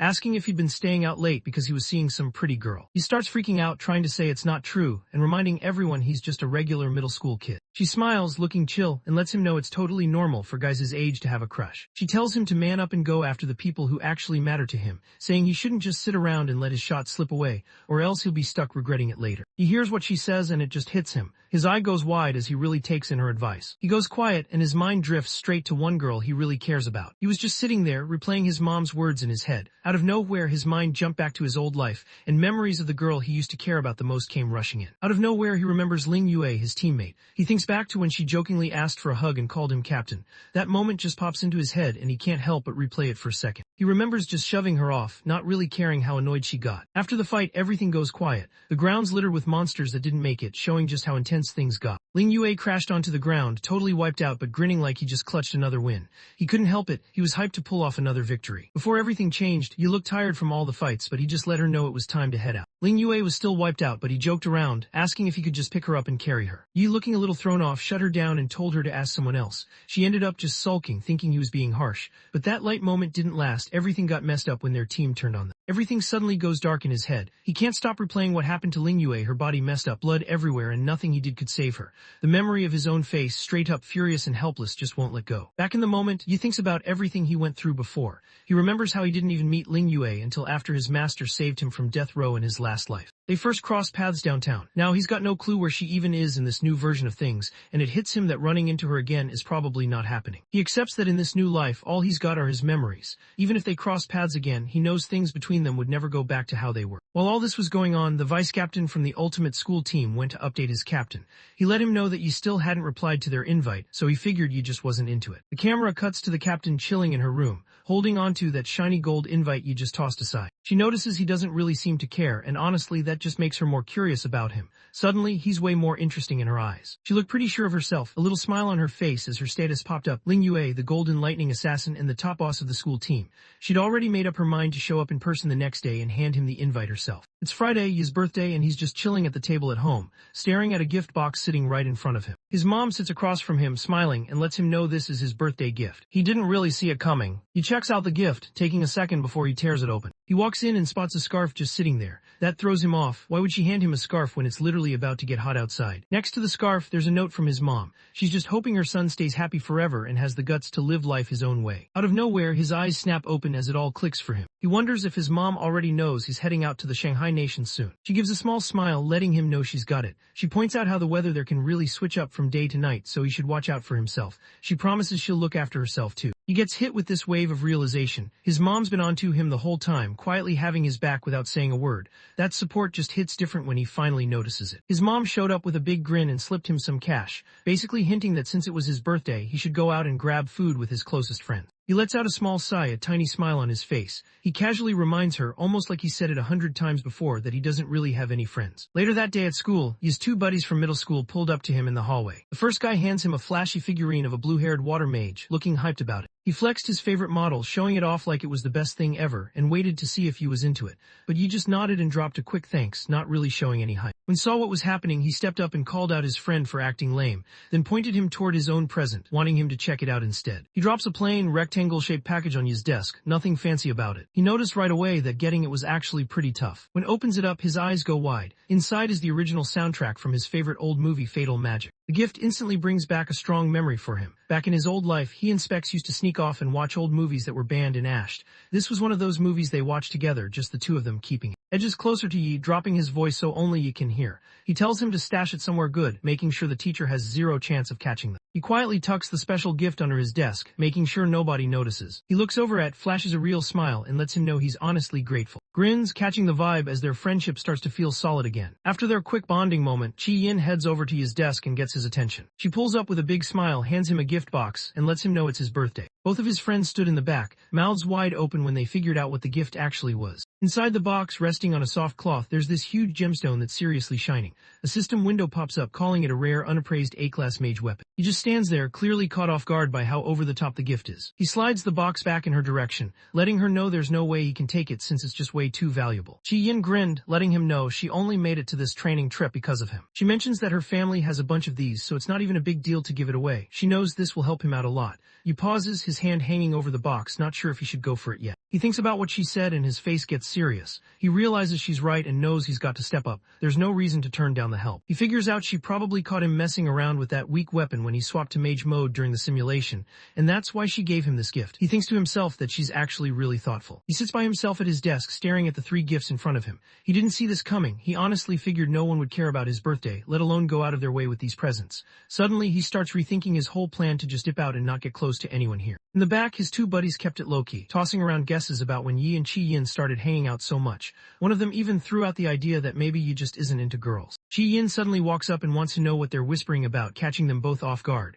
While everyone's distracted, he's just in his head, thinking he was supposed to stay out of their business in the first place. But seeing how chill they were to him, he switched it up. He looked over at Kai Yin and his other friend, then invited them to grab dinner with him that night. He flashes a real smile, lets them know he's covering everything, and checks if they're down to hang out. His friends go wild, all hyped to join in. Chi Yin looks super pumped, hands together like she can't wait. The 2 from middle school throw their arms up and celebrate, and one of them jokes around, wanting to pick where they hang out. Just as everyone's hyped up, someone spots a bunch of high schoolers rolling up. His face switches up fast, he's instantly on alert, trying to figure out what they're doing there. One of the students notices the group making a beeline for their classroom, and Yi keeps a close eye on them, looking ready for anything. The classroom gets busy real quick, everyone whispering and trying to figure out what's going on. One dude checks outside and comes back with some news. The captain of the ultimate school team just showed up. The whole class can't believe it when he says she's here to invite Yi to her squad herself. Someone else drops in that people say the captain's actually super good looking, even though he's never seen her before. When Yi hears what's going on, he figures it's best to turn her down in person. He gets up from his seat, heads out of the classroom, and leaves his friends just sitting there. They watch him walk away, already guessing this is about to get entertaining. Word got out fast about the fight, and soon, students from every corner of the building were crowding the balconies to see what was going down. Zilling S hanging out with his boys in the crowd, just watching everything go down. He stands there, jaw clenched and eyes burning, totally pissed. He can't believe how much drama you bring. Seriously, why is that kid even worth all this hassle? He stands out on the balcony, arms crossed, watching everything below. He can't hide how annoyed he is, his face is set, and anyone could tell he's really not vibing with what's going on. Doesn't even notice all the people watching as he strolls down the hallway, totally locked in and ready to meet the captain. Out of nowhere, a super bright burst of gold lightning lit up the whole hallway. The blast sends a bunch of people flying and they're left scrambling on the ground, totally lost about what just went down. He doesn't even move an inch. He just stands there totally frozen, eyes wide like he can't believe what he's seeing. Gold lightning snaps across his face while he stares straight at where all that power came from, looking like he just realized something big. Golden lightning blasts through the hallway wild and out of control, but he just stands there totally chill while everything around him goes off. A bright streak of electricity blasts straight at him. He keeps his cool, barely showing anything on his face, staying and impossible to read. The energy blast was so strong that it knocked the other students back. He has been through enough fights to spot this kind of move right away. He clocks that the attack coming straight at him is just for show, meant to pull his attention away from what's really about to go down. He doesn't waste a second. His hand flies out and suddenly there's this glowing green blade in his grip,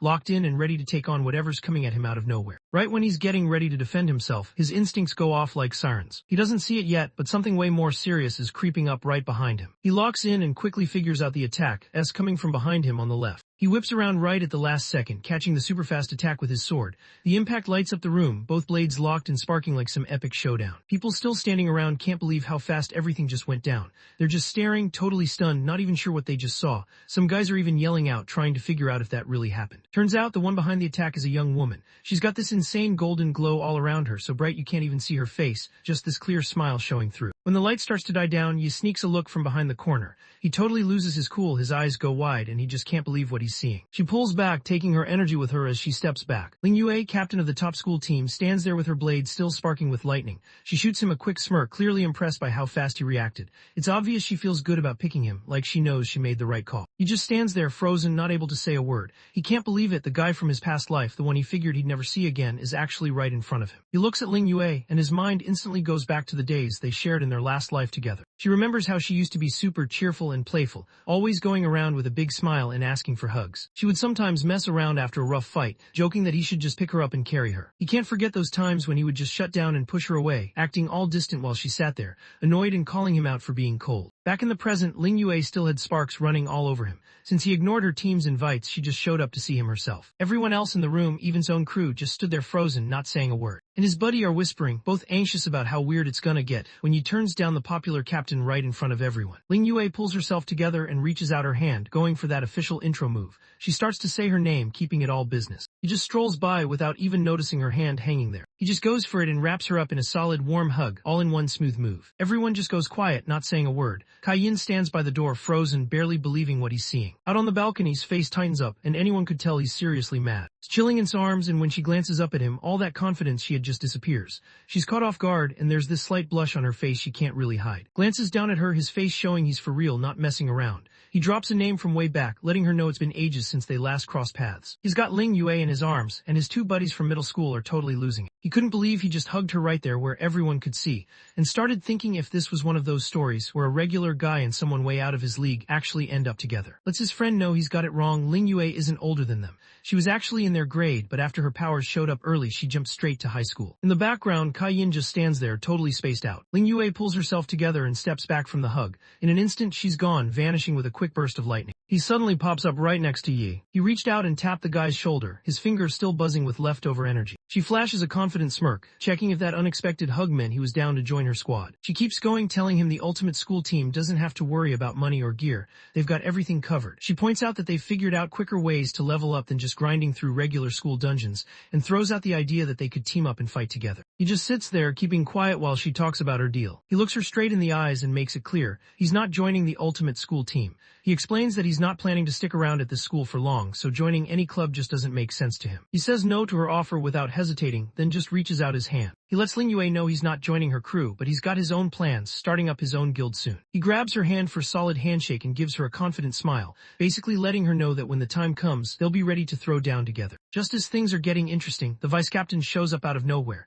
rushing over and wanting to know what Ling Yue is even doing there. He lets everyone know that he's back, and the principal wants their whole squad to go meet up with them. Ling Yue turned to head out, letting you know they'd cross paths again during the training trip. She throws one last look his way before heading off, kind of letting him know they'll actually talk for real real next time. She stops for a second before leaving, wondering why he acted like they had some history when they'd never even met before. He just stands there quiet, his face giving nothing away while she leaves. Stands back watching everything go down. His jaw tightens and you can tell he's fuming, but he keeps it all bottled up. As heads off, the whole group of students starts buzzing. Everyone is stunned that actually turned down an invite straight from the captain, then flipped it and asked her to join his own squad later. People start wondering how he even plans to pull this off. He's not even old enough, and starting a guild takes serious cash. Some people think he's just flexing, but there are rumors going around that he actually pulled off the highest score at the academy. One guy in the back notices that Ling Yue didn't really shut down his gutsy offer. As she walked away, Yi just stood there, thinking back on everything that just happened. Honestly, he never thought seeing Ling Yue again would go down like this. He thinks back to how the Divine Corps ran things. Nobody shared their real info, and everyone kept their history to themselves. He had no clue Ling Yue went to his middle school. Thinking back, he realized he nearly missed running into her this time around. A real smile starts to show on his face. He realizes this random meetup turned out to be a pretty awesome birthday surprise. That night, Yi sticks to his word and takes Kai Yin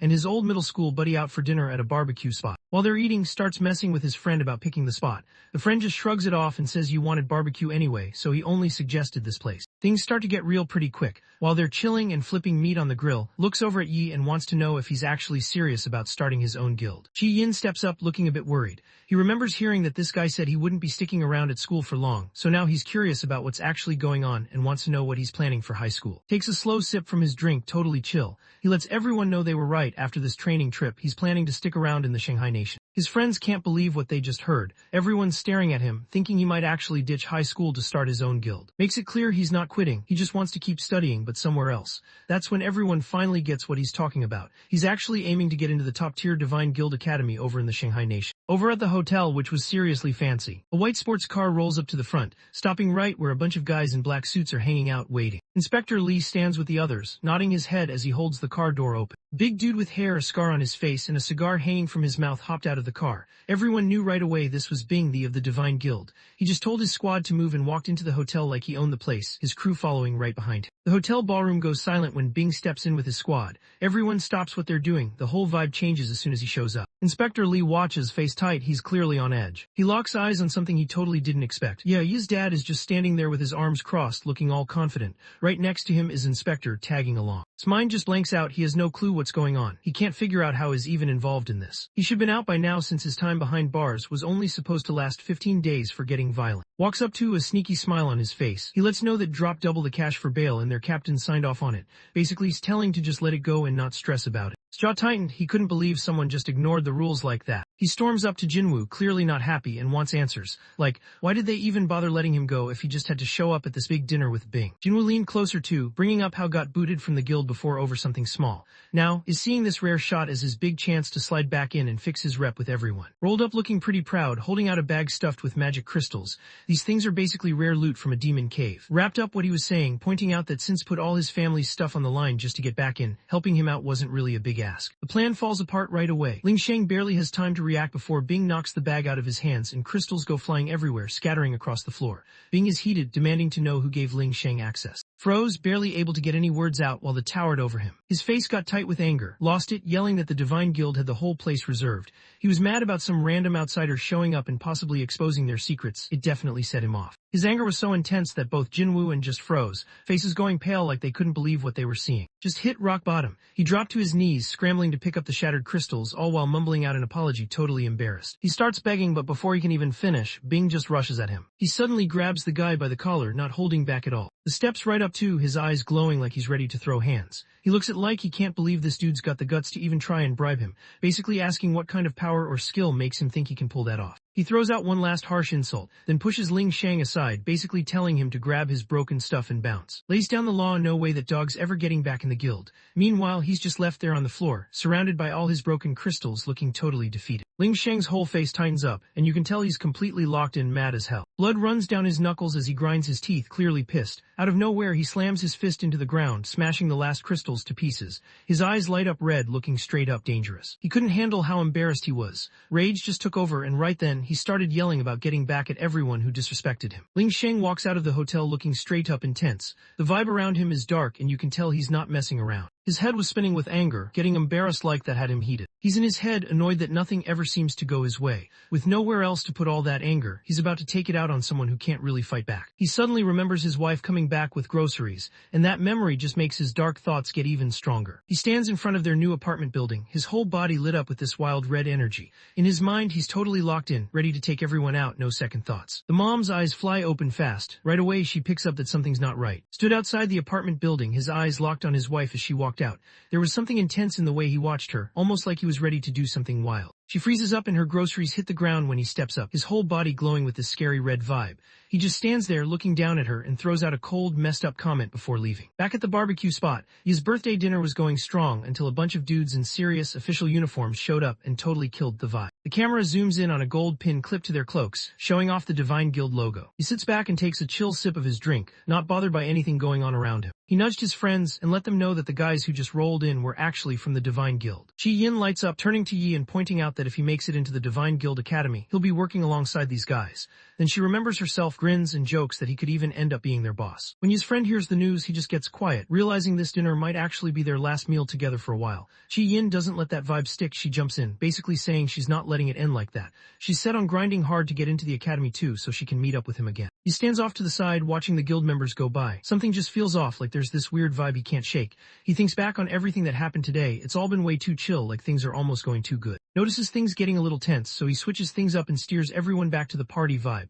After all, it's his birthday and he wants everyone to just chill and have fun for now. His friend S on board too, saying birthdays are for enjoying, not stressing. Even though everyone around him is hyped up and acting like everything's perfect, you just can't get over this weird vibe. Meanwhile, his friends are already in party mode, ready to have a good time. The guys lift their drinks, all eyes on Yi. They tap their cups together, celebrating his birthday, just vibing and having a good time. Right when the squad lifts their drinks, the camera zooms in tight on the jade stone Yi's got around his neck. It starts reacting, catching everyone off guard. While all this was going down, his mom stood there shaking, holding onto her necklace that looked just like his. She glances up, totally stunned, catching her husband. He stands over her, red energy pulsing off him and making him look straight up dangerous. She drops to the floor and he messes with her like it's nothing. He wonders if she's been chilling so hard behind his back that she doesn't even remember where home is anymore. While he's thinking this, she's trying to back away from him as fast as she can, clearly wanting out of there. He keeps going at her, basically grilling her about what guy she's been leaning on since everything changed. His eyes light up with straight-up wild anger. He flashes this messed-up grin, cracks his knuckles, and lays it down. She's about to get a reminder of who's really in charge today. His anger was about to blow up, ready to go off at his wife, who looked completely scared,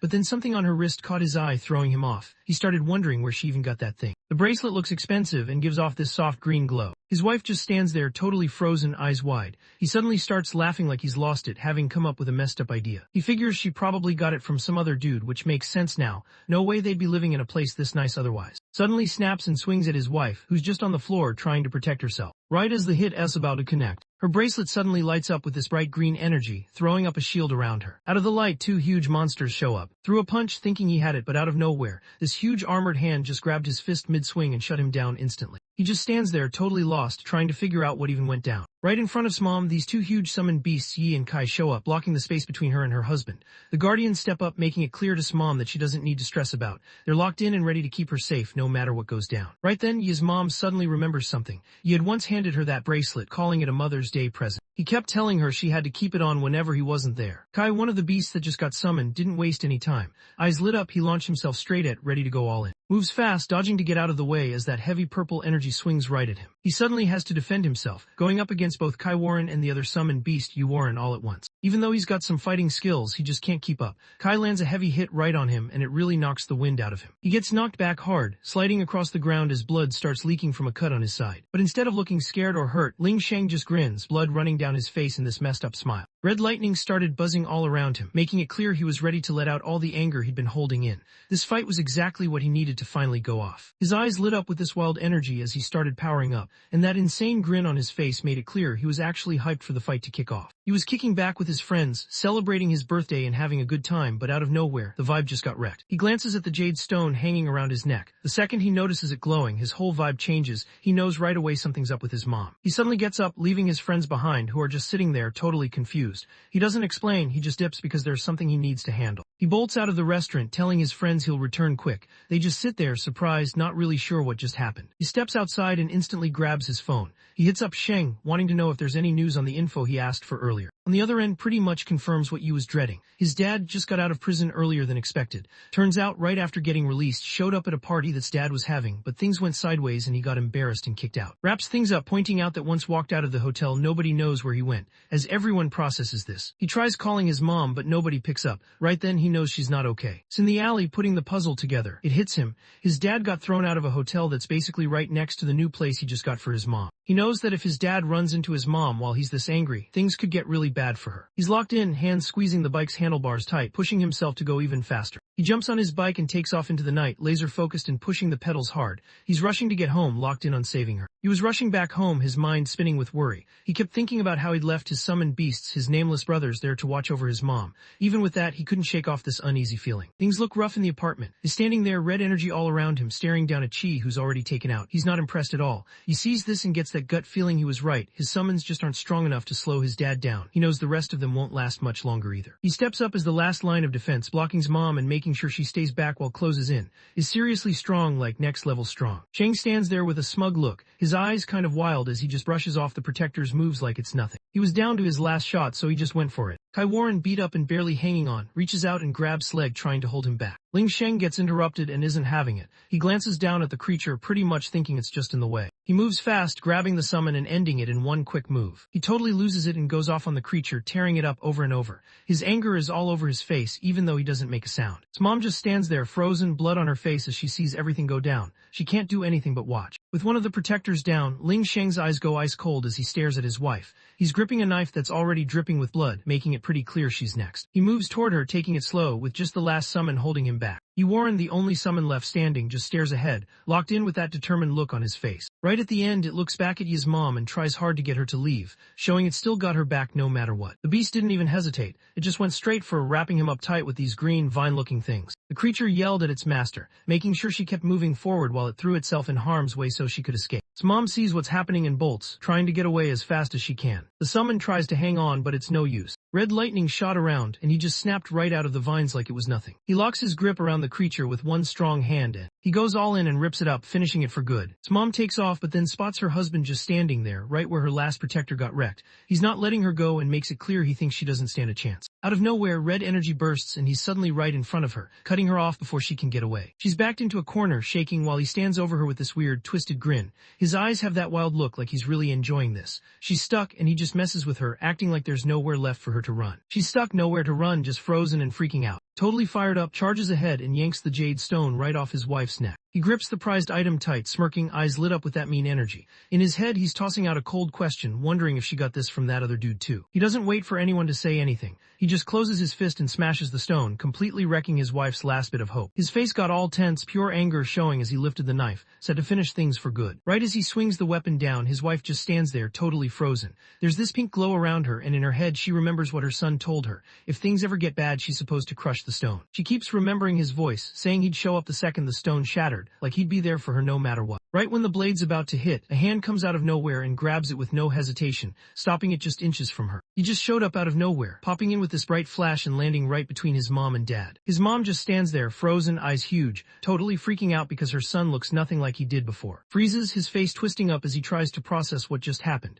He definitely wasn't ready for someone to jump in out of nowhere, and you can tell he's not happy about it. He locked his eyes on his dad, not backing down for a second. He grabbed his blade and you could almost feel the energy building around him. Everything felt serious. He was ready to end things right there. The heated face-off instantly drags up old memories for back when he was just a kid. He was powerless, crying hard, wishing everything would just chill and the chaos would end. Those moments never really left him. The story jumps back to a brutal memory. His dad totally lost it and started beating his mom with a wooden plank. He's still just a kid, was tied up and had no choice but to watch everything go down. His dad totally lost it, yelling about how much he grinded every day while everyone else just chilled. His head messed up by all that bitterness. Just stood there frozen while everything went down. He saw his mom getting hurt and that image got stuck in his mind. No matter how much he yelled for his dad to quit, it was like his voice didn't matter at all. He tried everything to get his dad to chill out, but his old man was just not having it. He was just stuck there, hurting bad and not able to do anything about it. He watched, tears streaming down his face, while his mom got knocked out cold right in front of him. He thinks back to how everything went down before things got messed up. It was his first weekend as a high schooler, and his mom decided to take him out to an amusement park. They ended up staying out way later than planned, totally forgetting to let his dad know they'd be back late. That day his dad came back home after another job search didn't work out. As soon as he walked in, he let out all his anger and stress on the family. Right then, it was like the dark side of his dad finally broke out and took over. while his mom stepped in to shield him one final time. His dad finished it, beating her to death right there while he watched. After seeing something that messed him up for real, Young Yi clenched his jaw, trying to hold it together even though his mind was spinning and the pain hit hard. Something snapped inside him and suddenly he was way stronger than before. That rough moment pushed him to level up again. He upgraded his weak green tier nuclear warrior job into the legendary platinum tier nuclear holy swordsman. Everything from his old life came crashing back, hitting him hard. Overwhelmed by sadness and the wild power taking over, he couldn't hold back and just rushed straight at his dad. He snapped and just tore himself loose from whatever was holding him back. He reached for the chain that was holding him down and looped it around his dad's neck. He totally snapped and ended up choking his dad until he was gone, but even after all that he didn't feel any better. His dad was gone, but his mom was never coming back either. The last thing anyone remembers is this kid, totally wrecked, clutching his dad's body while his mom lay there, both of them taken from him for good. Snapping back to reality, his mind is set. He grabs the blade, the same one meant for his mom, letting everyone know he's not messing around this time. He's made up his mind, he's never showing up late when it matters again. He suddenly feels stronger than ever, and just snaps his dad's knife in his hand like it's nothing. With the weapon busted, he chucks the broken blade away and steps up in front of his mom, ready to shield her. He locks eyes with his dad, who's just standing there, unarmed and totally thrown off. Spotted his own son and couldn't help but smirk, thinking some random idiot was making a scene, but then he realized it was actually Yi. He snaps and rushes straight ahead, thinking this is his shot to handle both the mom and her son at the same time. He stays cool and just calls out the blade. The sword shows up in his hand, glowing with this strong green energy. His dad came at him throwing wild punches, but Yi just stayed chill and blocked it like nothing, flipping all that power right back at him. Ling Sheng gets launched backward by the counterattack, hitting the pavement hard. Ling Sheng just stood there, totally thrown off, coughing up blood. He couldn't believe how strong his son actually was. He freezes up when he spots the weapon, and suddenly he's just mad, like really mad. That's his blade, the one he kept stashed away. It hits him hard that his own son's been the one using it this whole time. As the showdown keeps going, his mom stands there, quiet but clearly stressed,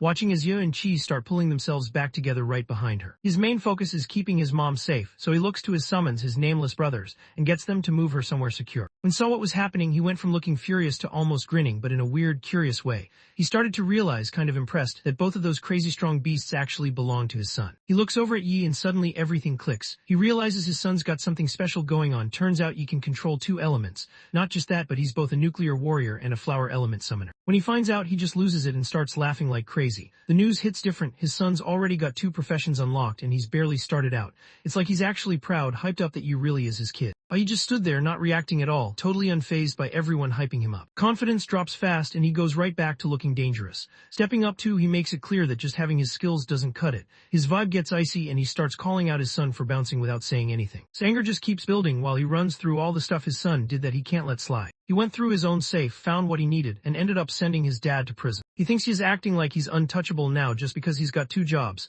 like he's too cool to listen to anyone anymore. He let out one last roar, then vanished in this wild burst of red lightning. Moving faster than anyone could track, he suddenly showed up for a sneak attack. From a spot where she knew she wouldn't get caught up in the chaos, his mom shouted out, trying to get his attention and make sure he watched out for himself. But he's ready for this. Blue energy starts crackling around his hand, lighting up like he's about to drop something serious. A notification popped up, letting him know he was now officially a cloud element mage. He locks onto where his dad shows up, eyes locked in and tracking him right away, ready for whatever's coming next. He didn't hold back, he dropped a huge wave of ice right at the perfect moment, locking his dad in solid ice just as he was about to strike. 1 second his dad was coming at him, the next he was stuck, frozen in place, totally shut down. Stuck inside a block of ice, barely able to move. His face says it all, he's totally lost, trying to figure out what just happened. He keeps thinking about this weird power and can't wrap his head around why he can't break free. His brain's racing and he starts doubting if his own son is actually running with 2 different skills. Stands right in front of him, totally chill, and lets him know he's got it wrong. Now the 2 are just standing there, staring each other down. Ling Sheng, who used to have the upper hand, is stuck with nowhere to go.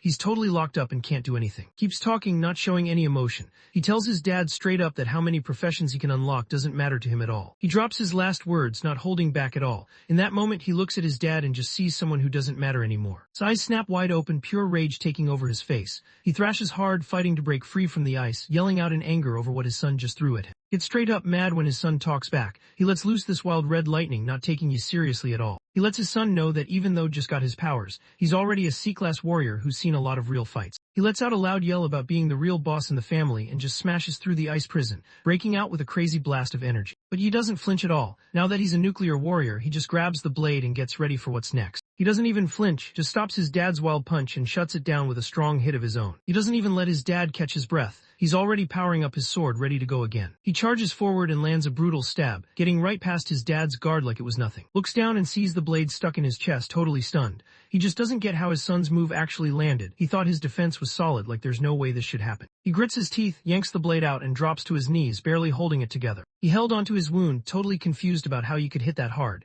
In his mind, there's no way a fresh E-class warrior should be this strong. He stands above his dad, who's down for the count. There's this crazy red energy swirling around him, making the whole scene feel intense. He makes it clear, after today, he's done calling this guy his father. He keeps going, saying his mom won't be part of his life anymore either. Stared straight at, his eyes cold and steady, basically letting him know he didn't mean anything to him anymore. Ling Sheng just stood there, shaking, totally wiped out from what just happened. The hit messed him up, both his body and his mood, and he couldn't even hide how defeated he felt. He lets out a quiet laugh at first, but it quickly turns wild as he drops to his knees in front of his son, the same kid who just totally shut him down. Just couldn't take the loss. He started yelling at his son, basically grilling him about who's been grinding nonstop to put food on the table and keep the family going. He's dead set that Yi's his son, and nothing's ever gonna change that, no matter what. Fed up and calling his son ungrateful, suddenly charges at him one last time, going all in with zero hesitation. He moves quick and slips past his dad's attack, then just blasts him in the face with a solid kick. Ling Sheng gets knocked back hard, rolling across the pavement like he just got leveled. His dad tries to push himself off the ground, but steps in closer,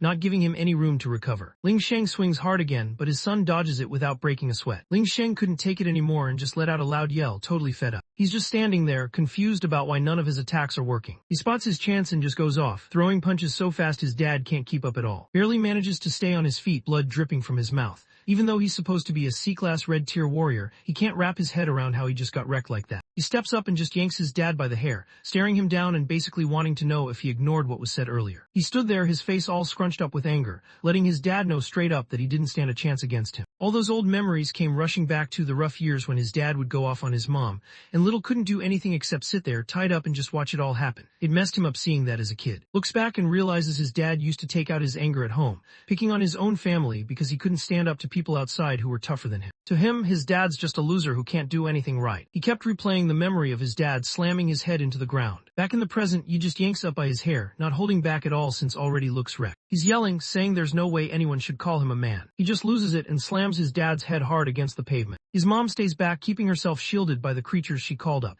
She's clearly scared, barely managing to say her son's name as she watches everything go down. Was down flat on the ground looking up at his son. He was desperate, trying to get his son to chill out by reminding him that he was still his dad, the one who raised him. He hoped pointing out their family connection would make his son think twice before doing anything else. Hearing about family just made Yi even angrier. His eyes turn icy and he just looks mad serious. He grabs his dad by the collar and just starts yelling. He wondered if his brother ever even thought about their family while throwing punches. Can't seem to shake off the memories of how rough his dad was. Even now he remembers being 7, his dad yanking his ear while he tried not to cry. That stuff really stuck with him. He started slamming his head into the wall over and over. He thinks back to when he was desperate, admitting he messed up, while his mom, scared out of her mind, tried to get her husband to chill. None of it worked. His dad yanked even harder, tearing off part of his ear. The pain hit him all at once and he couldn't help but scream. His anger just keeps building as he remembers how things never let up, not even after his ear got ripped. He can't help but think back to all the times his mom took hits too. Ever since he was a kid, his mom was in and out of the hospital almost every month because his dad would just snap over anything, bad food, bad mood, whatever. Blames his dad, feeling like every bit of his old man's stress landed on them. He's sure that thanks to his dad, normal days were never really a thing for their family. He slams his dad's head into the ground one last time, putting everything he's got into it. He stands over his dad, who's completely wrecked on the ground. He can't believe his dad's even talking about family now, like it actually matters after everything that happened. People started questioning if he was even worthy of having a family. He's just sprawled out on the busted pavement, totally wiped out. He tries to get up, barely managing it. He knows he messed up and just owns it, saying sorry without making a big scene. He keeps begging, saying he'll never mess up like that again. Drops to his knees, head pressed to the floor, completely breaking down as he admits he messed up for real. He just stands over him, eyes cold and sharp, barely reacting. He stands over his dad, not even fazed by the begging. His eyes are glowing gold, looking cold and serious. He remembers how it was the same before. Once his dad figured out he couldn't win, the tears and apologies started up again. Out of nowhere, you remember something from his past life. His dad was kneeling right in front of him with a snap chain on the ground. Back then, he actually believed his dad had turned things around for real. But then things get heavy. He remembers that fake apology and how his dad's eyes pretty much burned with anger underneath. Thinks back to that time when his dad totally lost it, grabbing a knife and going straight for him, actually trying to take him out. He tells everyone that once someone grabs a butcher's knife, he knew there was no way they'd ever let go on their own. Once that hit him, he got serious, and right then, notifications started popping up, showing his adrenaline spiking. Lifts his head off the ground. Blood's running down his face, but he's not backing down. His eyes just get sharper, and you can tell he's ready for whatever comes next. His phone kept blowing up with notifications, and as his adrenaline kicked in, his ultimate move, Sanctuary, started leveling up. He stands locked in, golden light blazing around him. He grips his blade, locked and loaded for that last big move. He gets another ping on his screen. Turns out, he just unlocked a new skill called binary judgment. Gets ready to go for it, but his mom suddenly calls out, reaching for him like she's trying to pull him back. Kind of laughs to himself, not buying the whole idea that a criminal can actually change. In his mind, it's just safer to make sure his dad never gets the chance to mess up again. He swings his blade and golden energy just blasts out, slicing through the air like it's nothing. His dad gets his tendons cut and just loses it, yelling out in pain from what just happened. He was down bad, sprawled out on the ground with blood everywhere. His tendons were trashed and the pain had him crying out, totally wrecked. Completely scared and falling apart, tries everything to save himself. He keeps bringing up that he and Yi are father and son, hoping it'll make you stop. Nobody listens to him at all. He just keeps that cold, locked-in look, not budging an inch. He switched up to his Cloud Mage class and called out an ice shard. He just locks his dad's mouth shut, cutting him off instantly. His face goes cold as he lifts his weapon, ready to finish things for good. He remembers taking out his own dad in his last life, so doing it again doesn't really faze him. He was just about to go for it when someone's voice came out of nowhere, telling him to stop. The sudden call totally caught him off guard. He thinks about whose voice he just heard and realizes it's a woman.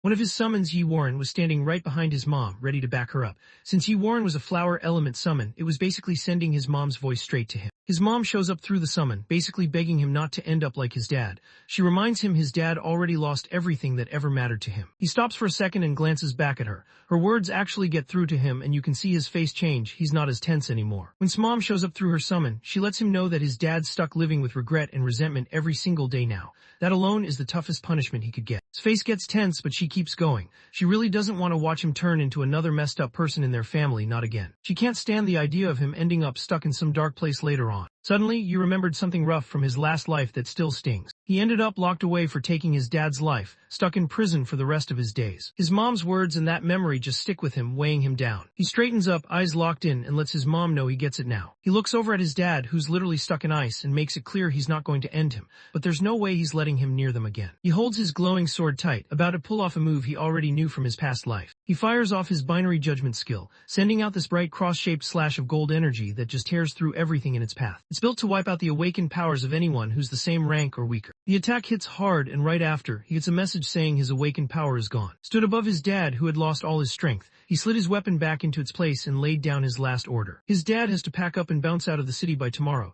and he's not allowed to see his mom ever again. He heads over to his mom, who's got her summons guarding her, and drops one last warning that's honestly kind of cold. He lets his dad know that Yi, his summon, isn't going to forget what he smells like anytime soon. If he even gets close to his mom again, like within 3 kilometers, yes, not playing around, he's ready to chase him down no matter what it costs, even if he ends up locked in an awakened prison forever. He's got zero chill when it comes to protecting his mom. He's flat on the ground, totally wrecked and out of energy. He stares up at the sky, tears slipping down his face as the ice starts to melt. He gets it now, he knows he lost, and there's nothing left to do but accept it. The city feels calm tonight, especially after everything that went down earlier. Back at the apartment, Yi was standing in front of his mom. She was chilling on the couch with Yi and Kai, his 2 go-to summons. He told them to look after her and help her get better. Kai Warren steps up and lets Yi know there's no reason to stress. His dad never got the chance to hurt his mom. He dropped to his knees next to his mom, finally able to breathe now that he made it in time. His mom just smiled and reassured him, showing she was okay. She gives him a quick smile, letting him know she's all good. She pats his head, but Yi just shrugs it off, saying that's not really cutting it. He figures he'll have to hunt down another magic jade stone if he wants her to stay safe. Out of nowhere, both of them just stop, totally stunned. They look at each other, not really believing what just happened. Wonders out loud if she actually said something, and she just bounces the question right back. Both of them totally stunned and not really sure what just happened. His eyes went wide, but then a huge grin broke out on his face. He realized right away it wasn't just some summon trick, she'd actually spoken herself. His mom just stands there, hand over her mouth, totally stunned. She can't wrap her head around the fact that she's talking again. Warren lets them know his mom couldn't talk before because of some nerve damage, but whatever was helping out managed to fix it. A few days roll by. He is chilling up on a thick tree branch, just hanging out above everything. Warren stood at the edge of the city, checking everything out while one of his summons brought up the question if he really had to leave. The summon reminded him that his mom and his boys were all still here and wondered if he could just drop the whole revenge thing and chill for once, maybe even settle down for a normal, peaceful life. Lets everyone know he's already set on what he wants to do. He's sorted out the rent for the apartment and plans to buy the place once he's got enough cash. On top of that, he's got a new magic jade stone ready for his mom. Just in case anything ever happens, he'll be able to get to her fast. Whenever he can't be there, he leaves her protection up to them. The 2 giant summons stand by, eyes tearing up, fully locked into watching over her just like he asked. He sits at the table just chilling and watching his mom cook up something in the kitchen.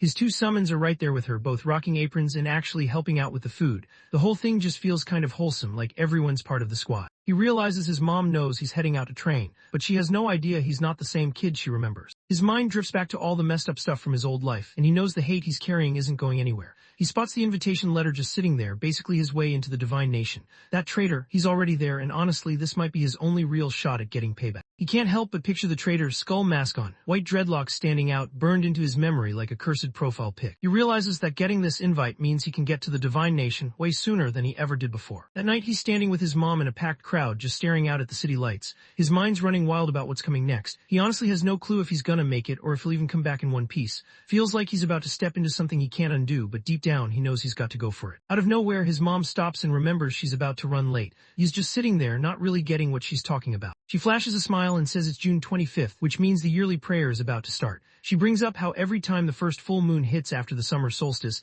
the legendary mage from the Flower God Temple shows up in their county again. Suddenly remembered his mom was part of the Flower God sect. Thinking back, he noticed she never once asked him when he was planning to leave. He never mentioned to her that he was leaving the next day. He figured it was better to just slip out without making a big deal. Watching his mom pray, he realized he's never been good at saying his goodbyes in person. The story moves over to a hospital room where he's chilling in bed, still recovering after surgery. His parents are talking with the doctor, who lets them know everything went as planned and there's nothing major to stress about. The doc says it was just a small operation, but we'll have to take it easy for a couple of days. He also points out that did the right thing by catching the issue early. Speck's parents could finally breathe again after everything. They nodded at the doctor, seriously grateful he came through for their son. His mom, still pretty stressed, told Speck to just chill and not move around. Lying in bed, tries to chill his parents out, reminding them that the doctor already said it's just a quick minor surgery. His mom wasn't having it. She got serious and told him straight up that no surgery is ever small and made sure he stayed put. Glances down, kind of bummed out about how his operation lined up. He's not gonna get to see you leave for the Divine Nation tomorrow, and the thought hits him, what if this is the last time they cross paths? The next morning, on June 26, the students pulled up to the train station, all set for their trip to the Divine Nation. On the train platform, a woman says her goodbyes to her daughter, Kai-yin, holding back tears as she watches her leave. She tells her to look after herself, hit up home now and then, and not grind too late.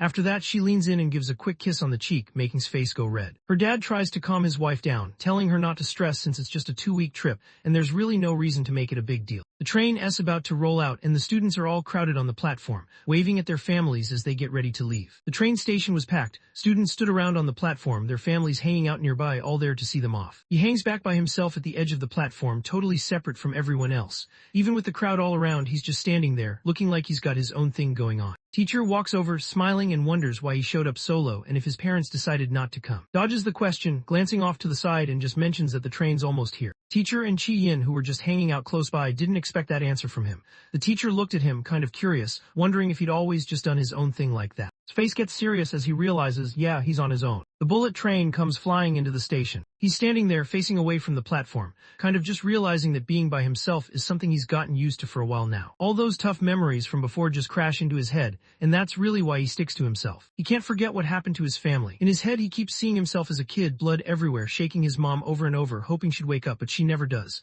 His dad is already gone, just lying there, and there's nothing he can do. He thinks back on when his friends started drifting away, and remembers how wild it was to hear that one of them passed from lung cancer before even getting a shot at surgery. Hearing that he lost another friend for good just hit him hard. Memories started flooding back. He remembered losing his master and his whole squad, calling out for them as they fell in the middle of a fight. A memory pops up from before he turned things around, his old self just staring back, face all serious. He realizes he's kind of used to people walking out on him now. It just kept happening over and over, like his whole life was basically saying goodbye to people he cared about. He looks at himself and just sees this quiet, kind of lost dude, stuck with memories he can't shake, stuff like losing his parents, friends, and everyone he used to count on.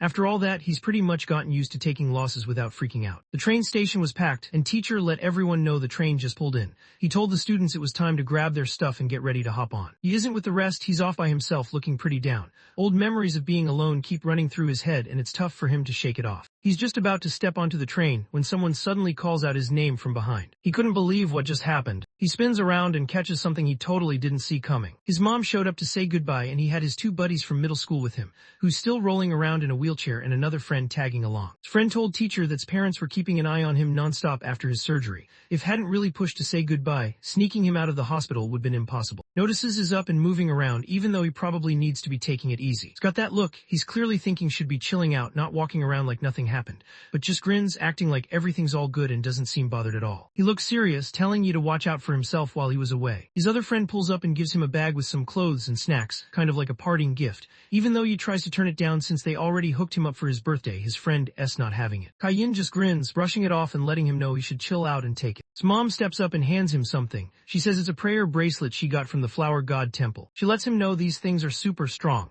Then she hands her son the green beaded bracelet, making sure he holds on to it. She mentions she wants him to have something to keep him safe too. Gets hit with real emotion when he figures out his mom went all the way to the temple just to pray for him. He starts thinking maybe she already knows things are about to get tough and that he's gonna be gone for a while. Teacher raises his hand and signals everyone to pick up the pace since the train's about to leave. He lets them know their training trip is starting right now. He steps onto the train, glancing back one last time at his mom and his boys waiting on the platform. He sinks into his chair, a chill smile on his face, thinking about how much he and everyone else have switched up over the last month. Outside, his mom and his buddy stand there waving, tossing out goodbyes and hyping him up as he heads out. He lifts his hand for a chill wave, his mind already on the people waiting for him at home. He tightens his grip on the prayer bracelet from his mom, determined to sort everything out and get back home fast. Up on a rooftop above the station, the vice captain hangs back and watches the train as it takes off down the tracks. He checks that Yi made it onto the transport and feels good knowing he's heading straight to the Holy Nation. Soon, some important stuff will get dropped off to him there. Runs the show as the S-rank sect master of the Flower God sect.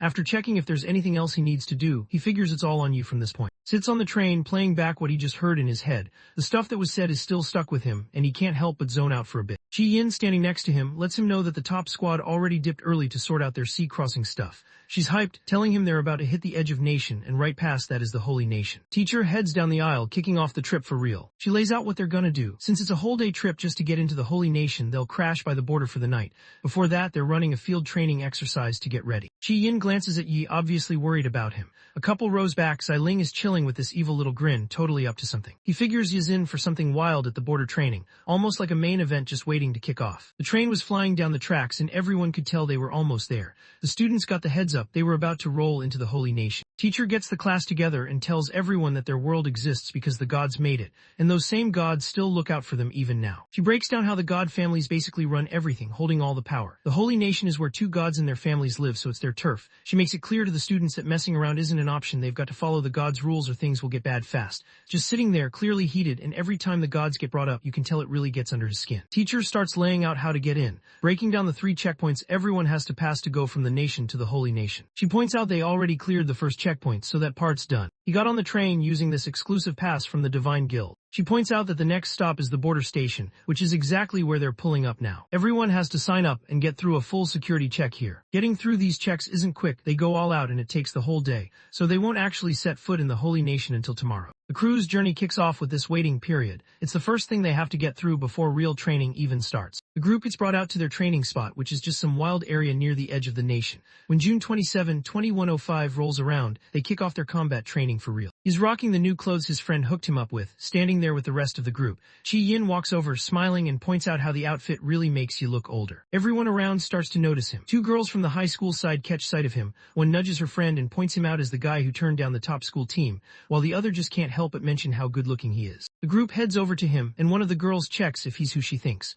She brings up how word got around that he just broke the academy's all-time high score. The girls start messing around, trying to get his attention, and hint that they want to tag along with him while he trains. He barely reacts when the 2 older girls try to get his attention. He just lifts his hand, shutting them down without saying a word. The girls just laugh it off, actually finding his cold attitude kind of funny. As he heads out, he's zoned in on his own plans. He realizes the monsters around here are way too weak for him at this point. Now that he's hit C-class, leveling up is a grind unless he figures out a new strategy. Right then, this guy in a sharp suit walked up to the girls like he owned the place. He started bragging about being top of his class too, acting like the school's monster tests were no big deal. According to him, the real monsters outside were on a whole other level. With his arm casually around a girl, he just throws a wink, acting like real fights are where you actually see who's got game. This guy is Jun, a C-class stellar warrior still in high school. Right away, the girls were into it and wanted him to let them tag along for the training. Jun just laughs it off and says yeah, while he keeps it moving, not even bothering to look back at the group's mess. Dude's totally unbothered by whatever drama they've got going on. Later on, teacher calls everyone together for one last talk. She points out that everyone on this trip is basically top tier at school. She grins and goes over the rules again, just making sure everyone gets it.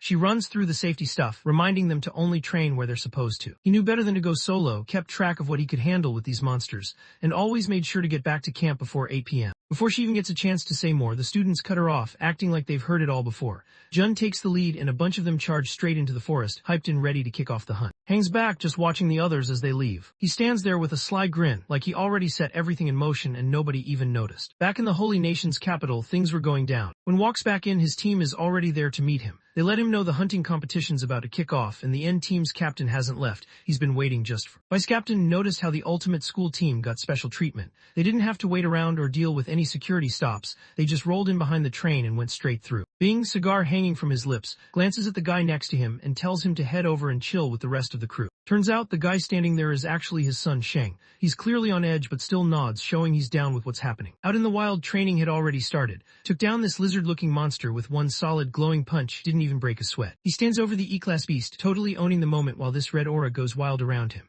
The two older girls are hyped, cheering him on and saying how cool it is to see a C-class pro with a rare red tier power. Jun just shrugs off everyone hyping him up, not really bothered. Meanwhile, he isn't paying attention to any of that. He's focused on his own stats, checking out his status on a glowing screen. He notices all his jobs, Cloud Element Mage, Nuclear Warrior, and Flower Element Summoner, are sitting at C-class now, but it's been more than 10 days and he still hasn't leveled up past that. Knows he won't level up for real unless he takes on monsters that are stronger than him. The monsters around here are all over the place and honestly pretty weak, so taking them out barely gives him any XP. Fighting stuff that's way below his level doesn't really help him level up, so getting stronger like this is just dragging on. Out of nowhere, everything flipped. Jun, who was totally in control just a second ago, got launched across the place by this huge purple spider monster. Turns out it was a D-class flower warrior. He and the two girls totally freeze up when they see just how strong the creature is. Jun, beat up and freaking out, drops to the ground and starts calling out, hoping someone will help him with the poison. He started yelling that what they were facing was actually a D-class monster, completely unsealed and out in the wild, running at full strength. After handling the rest without breaking a sweat, the giant spider monster locked onto Yi and rushed straight at him.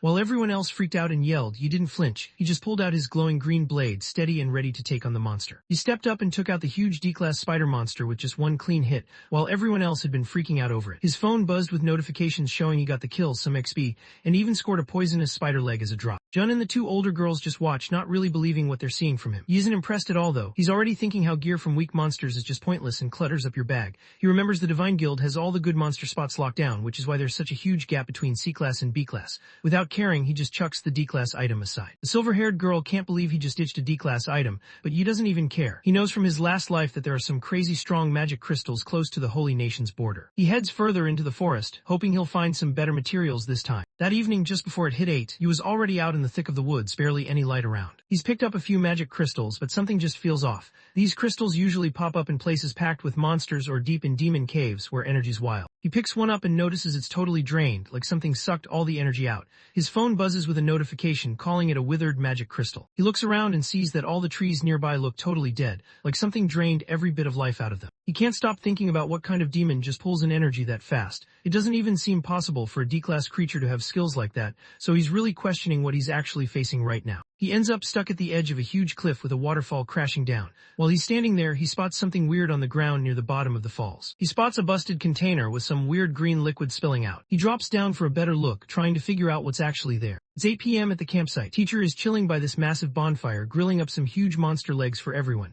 The students watch her kind of in awe since she took down a bunch of D-class monsters solo. Teacher grins and lets everyone know they're basically in a survival game right now, so grabbing food actually matters. She calls out how most people were busy battling all day and totally forgot about eating. Two tired students sat there, both pretty annoyed there was no food on this trip. They kept eyeing this roasted tentacle, not sure if it was actually okay to eat or if they'd regret it later. Teacher and Chi Yin sat by the fire, just chilling with some roasted monster meat. Teacher realizes Yi and still aren't back from the forest. He reminds everyone to leave some food for them. Chi Yin always thought Teacher was just the type to stick to books in theory. But after seeing her throw down in a fight, Chi Yin was honestly caught off guard. Turns out Teacher can actually handle herself. Before she started teaching, Teacher had some big dreams. She wanted to join the Divine Guild or maybe even become a priest. She lets out a breath, kind of owning up to the fact that she never really had the guts to go for it. She tells Chi Yin that she's never been to the Holy Nation before. She's genuinely grateful to Chi Yin and the other students, letting them know it's all because of their help and Yi's support. She crushed it with her performance, and now she finally gets to visit the place she's always dreamed about. Chi Yin is about to say something when out of nowhere, two red eyes light up in the dark right behind her. Teacher's face twists up, totally caught off guard. She doesn't think twice, she just pushes Chi Yin aside. Out of nowhere, a huge green leg with razor-sharp edges shot out from the darkness and stabbed straight through Teacher's chest. Stood there covered in her teacher's blood. She completely lost it and just started screaming her own name, frozen in shock. Everyone else totally loses it, freaking out as they try to figure out what that thing even is. He is tearing through the forest, barely slowing down even though it's pitch black. He realizes he has to move fast and get the word out so everyone can get out of there. He puts it together that all this trouble started because of that busted industrial container he came across earlier. Back at camp, Teacher was seriously hurt, holding onto the thing stuck in her body. She barely had any energy left, but she managed to push the students to get out fast and find a guild. After that, she pulled the leg out of her chest, showing everyone who was behind the attack. This massive creepy bug monster with glowing red eyes showed up out of nowhere, towering over the campsite. It made it clear it wasn't sharing anything with anyone. The students looked up and instantly knew they were up against a B-class demon and things just got real. The system popped up with info on the creature. Turns out it's called a corpse spider, a B-class flower warrior. This thing's smart and seriously dangerous, and it escaped from the industrial lab. The warning basically said if anyone spots this monster, they gotta run and hit up the Divine Guild ASAP. Earlier that morning, the scene jumps back to the wild, focusing on. He's out there pretty annoyed, thinking about how ever since he showed up, everyone's been paying attention to him instead. He looks seriously annoyed and starts ranting about how acts like he's better than everyone else. He's got this container from Industrial in his hands, and there's a label on it saying it's got a B-class corpse spider inside, one of those seriously dangerous ones. He smashes open the container, letting out this tiny bug-looking creature. Without wasting time, he points for it to start soaking up whatever nutrients it can find around them. Just grins, all smug, knowing exactly what he's about to do. He decides he's gonna hang back and let the monster do its thing, taking out everyone first. Then once the chaos is over, he'll swoop in and act like the hero, making sure everyone thinks he's the real deal. Back at the campsite in the present, his plan just totally flopped. He's standing there desperate, trying to figure out how everything went downhill so fast. He grabs his energy bow, but then it hits him. Something's seriously wrong. The creature's gotten way bigger way too quickly. The giant corpse spider stared down at the students. Its eyes locked on them as it let out a roar that made everyone freeze. The students are all hurt and scared, huddling together while Mr., even though he's seriously injured, steps up to shield them. While everything's going wild, he is rushing straight into the mess. He can't help but think back to his last life when he went up against an S-class version of this monster. Even though he had way better skills back then, that fight was still no joke. He checks out the creature, seeing right away that it's strong on both attack and defense. He realizes the students and teacher, even with their top rank at C-class, don't stand a shot against a B-class monster like this. He realizes things are looking rough. This thing's too much even for him unless he goes all out. But he stops himself, knowing if he really lets loose, everyone will find out he's got more than one job, and that's a secret he's not ready to drop yet. He worries that if he does that, the gods will probably notice him even more, and that's the last thing he wants. The giant corpse spider towers above the students. They're all sprawled out on the ground, totally wiped out. This thing took them down fast. Teacher's really hurting, barely able to move now. It hits him that every time the monster lands a hit, his body just stops working right, like he's getting paralyzed. Even though she's hurting, she tightens her fist, ready to do whatever it takes to keep her students safe. She glances up at the monster, trying to figure out her next move while it just stares her down. The monster started mumbling something about wanting good food, and then this nasty, super long tongue slid out of its mouth. Now its focus shifts straight to Chi Yin. He's stuck, can't move at all, right when the monster's about to go after Kai Yin. Out of nowhere, a chunk of ice comes flying and nails it right in the head. Even though Teacher couldn't move and was hurt pretty bad, she still snapped at the monster, making it clear that nobody messes with her kids. The monster gets annoyed when she doesn't give in, so it turns its attention back to the teacher. He figured he'd kick things off with her first. Its tongue shoots out, turning into something straight out of a nightmare. Its jaws opened wide, teeth showing, looking like it was about to eat her whole. Right when the monster goes in for the attack, a sharp green light cuts through and slices its nasty tongue clean off. Shows up right when things get tense, putting himself between the monster and Teacher, who's just frozen there not knowing what to do. His timing couldn't have been better. Steps up in front of Teacher, who's hurt and totally thrown off. He looks locked in, calm, and ready for whatever's about to go down. The corpse spider lunges at him again, and he doesn't hesitate. He charges straight at it, swinging his blade over and over, not letting up for a second. He went straight for the monster's nasty tongue, slicing it up without holding back. The monster wasn't ready for that kind of comeback and just froze for a second. He doesn't waste a second. He darts forward, scoops up Teacher, and pulls her behind him. This wild green energy starts glowing all around him, making it clear he's ready to handle whatever's coming. The corpse spider, looking mad as ever, goes straight for him, but Yi, covered in this wild red glow, steps up and blocks its path. He spots right away that his C-class warrior moves aren't landing on this B-class beast. It's just not enough. Figuring he needs to switch things up, he goes for crowd control, aiming to lock down the monster instead. Then his screen flashes, letting him know he's swapped over to his cloud element mage class. Jumps up, grabs his mage staff, and drops a C-class control move. Out of nowhere, a huge wall of sharp ice bursts up and rushes straight at the corpse spider. Ice shot out and trapped it right away, locking it up in a thick frozen block. stands in front of the frozen B-class monster, red energy still coming off him. The other students just stare, not saying a word, totally locked in on what just happened. And the two older girls just stood there, totally stunned, could barely get the words out. This kid actually stopped a B-class monster cold.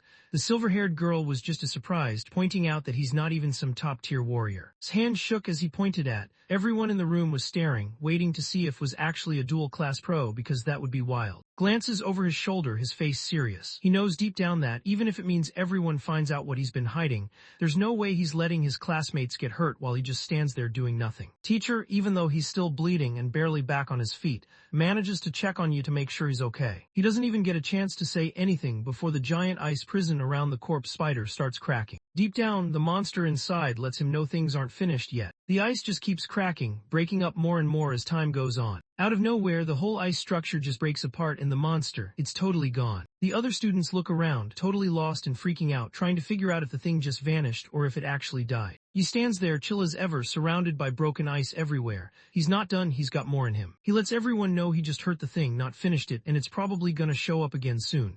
His face says he's mad and not happy about it. He knows he's not strong enough right now to take it down for good. He tells everyone to get out fast. While the students tried to help their injured teacher, wasn't having it. She stayed put and made it clear they should keep moving without her. He glances over his shoulder, curious about why she's still hanging around. She just says isn't back yet. He doesn't say anything after that, just keeps quiet. Teacher's eyes locked in, totally focused. She's decided there's no way she's leaving any student behind. As a teacher, she knows it's on her to make sure everyone gets back safe. If she brought them out, she's bringing them all home. She remembers that everyone was meant to link up at the campsite by 8 p.m. Now she can't help but wonder what would think if he came back and the squad had already dipped. Stays chill as he drops the truth. He holds up the busted container he picked up in the woods and lets his teacher know that Zilling was actually the one who let the monster loose from the start. Out of nowhere, Smine jumps back to his old squad days with the Divine Core. He can see everyone chilling around a table, just vibing and eating, and hyped up about how good the food was. That memory just hits different, especially now. Ling Yue started joking around with him when she saw how quickly he finished his food. Just as things felt chill and comfortable, Yi suddenly remembered the traitor messing around, telling him to watch what he eats. It looked like just another regular hangout between teammates. His thoughts jumped back to that brutal moment when everything changed. Out of nowhere, his whole body just froze up. He couldn't move at all, no matter how hard he tried. The traitor just laid it out, saying that for the last month, he had slipped some powder into their breakfast noodles that would make them freeze up. He showed he was totally locked in, planning every move so he could take down the top team. Right now, with the campsite totally messed up, Yi steps up and drops the truth on teacher and the rest of the crew. He lifts the busted container he picked up in the woods, making it clear that was the one who let the monster loose. He points out that the container came from Industrial, which is run by his dad and owned by the principal's family. Chi Yin hears it and just freezes for a second, her eyes going wide as it all clicks for her. He keeps going, talking about how the company's labs have these special bottles for holding tiny demon beasts. He mentions he actually found broken pieces of one of those bottles out in the woods. He figures out that the only people who could have gotten their hands on it are from the Industrial family. Walked through the forest, glancing over his shoulder at the campsite behind him. He totally loses it when his plan falls apart, slamming his fist into a tree, barely holding back his rage. He paces around, annoyed at himself for not ditching the evidence sooner, and can't stop wondering why he had to jump in and mess it all up. He starts getting seriously annoyed, and that annoyance slowly turns into straight-up hate for Yi. In his mind, Yi is the reason everything in his life is going sideways. His face was all twisted up, and he just started yelling, blaming Yi for everything like it was always his fault. Everyone in class just froze, totally thrown off by what Yi said. The mood switched fast, guys were mad, and one of them basically called out, wanting to know what he was thinking, and if he was actually trying to get everyone hurt. Another guy in the crowd backs it up, shouting that belongs behind bars. Meanwhile, hiding out, his eye peeking out from the shadows, totally red and fired up. A student starts throwing out some doubts, but another dude fires back, wondering why hasn't pulled up to clear his name if he's really innocent. Gets even more fired up after hearing what they say. Even though she's really hurt, teacher pushes her students to get moving and get out fast. She gives Chi Yin a radio, making sure she knows to find somewhere with a signal and call for help. Chi Yin grabs the device, glancing at her teacher with clear worry on her face. Out of nowhere, an arrow shot straight out from the shadows and slammed into the radio was holding, blasting it apart. Eyes snapped open, caught off guard and pissed at getting attacked out of nowhere. Everyone crowded around Kai Yin, who couldn't stop shaking. Everyone was checking on her, trying to figure out if she was okay, and throwing out guesses about who just fired at them. The radio was toast, just lying there on the ground, busted up and still smoking. Chi Yin looks down at her hand and sees blood all over it. Watches this go down and his face tightens up. He's straight up mad now. Before anyone can do anything else, someone lobs a canister right into the group. It hits the ground, pops open, and suddenly thick green gas starts pouring out, covering everyone in seconds. Nobody really knows what's up when this weird gas starts filling the room. Everyone starts coughing, trying to cover their mouths, not sure if they should panic or just wait it out. One of them suddenly notices the gas has this weird smell, and he gets that it's actually paralytic powder. The students, still trying to figure out who's coming at them, spots Shadow moving steady through the green mist. He stands there barely moving, while everyone else around him is struggling to breathe in the thick green gas. His face is hidden in the shadows, and the other students are coughing non-stop, trying to catch their breath. Pulled on his gas mask and goggles, then started going off, ranting hard and pinning all the blame on for what went down. Zilling yanked off his goggles, eyes red and fired up. Because of Yi, everyone found out what he did, and now they were all stuck. When started calling him out, Yi suddenly lit up with this wild golden glow. Everyone around just stopped what they were doing and stared, not really believing what they were seeing. He got fired up and started moving straight toward. His eyes lit up, burning gold as he stared at. He looked like he was about to snap, wondering if was really just gonna stand there and watch everyone get taken out. All around him, the other students started freezing up, totally unable to move. One guy suddenly drops to his knees, shaking and saying he's way more tired than usual. He drops to the ground and spots a green canister nearby. That's when it hits him. This thing's actually a B-class item loaded with paralytic powder, the kind they use to take down serious demon beasts. Grabs the canister, and everyone starts thinking about why he'd use something like that on people he knows from class. He's sure the shot was aimed at the monster. He yells that every tool he brought was meant for the corpse spider. He was the guy everyone expected to step up and pull everyone out of trouble. Xiling looked at Yi like he was the main problem, totally blaming him for messing everything up. He pulls out his glowing energy bow, getting ready to go after the person he blames. Lines up his shot at Yi, finger on the trigger, totally focused and ready to pull it. But then, even though she's seriously hurt, Teacher moves in between them. She tries to get Zilling to chill out, letting him know he can still back off and doesn't have to mess up again. Shoots her a nasty look, totally tuning her out. Teacher was still looking for an excuse for him, trying to help him dodge trouble. He kept saying the monster got loose by accident, and that he didn't mean to mess things up for everyone. Shuts Teacher down, saying it's way too late to fix anything now. He calls her out for trying to trick him and lifts his energy bow, ready to fire. Meanwhile, Teacher can barely move, her injury and the gas have her totally stuck. Right behind her, realizes he's about to black out from that strong B-class powder, but he's not about to let himself go down that easy. He doesn't waste any time, he straight up stabs his own leg with his blade.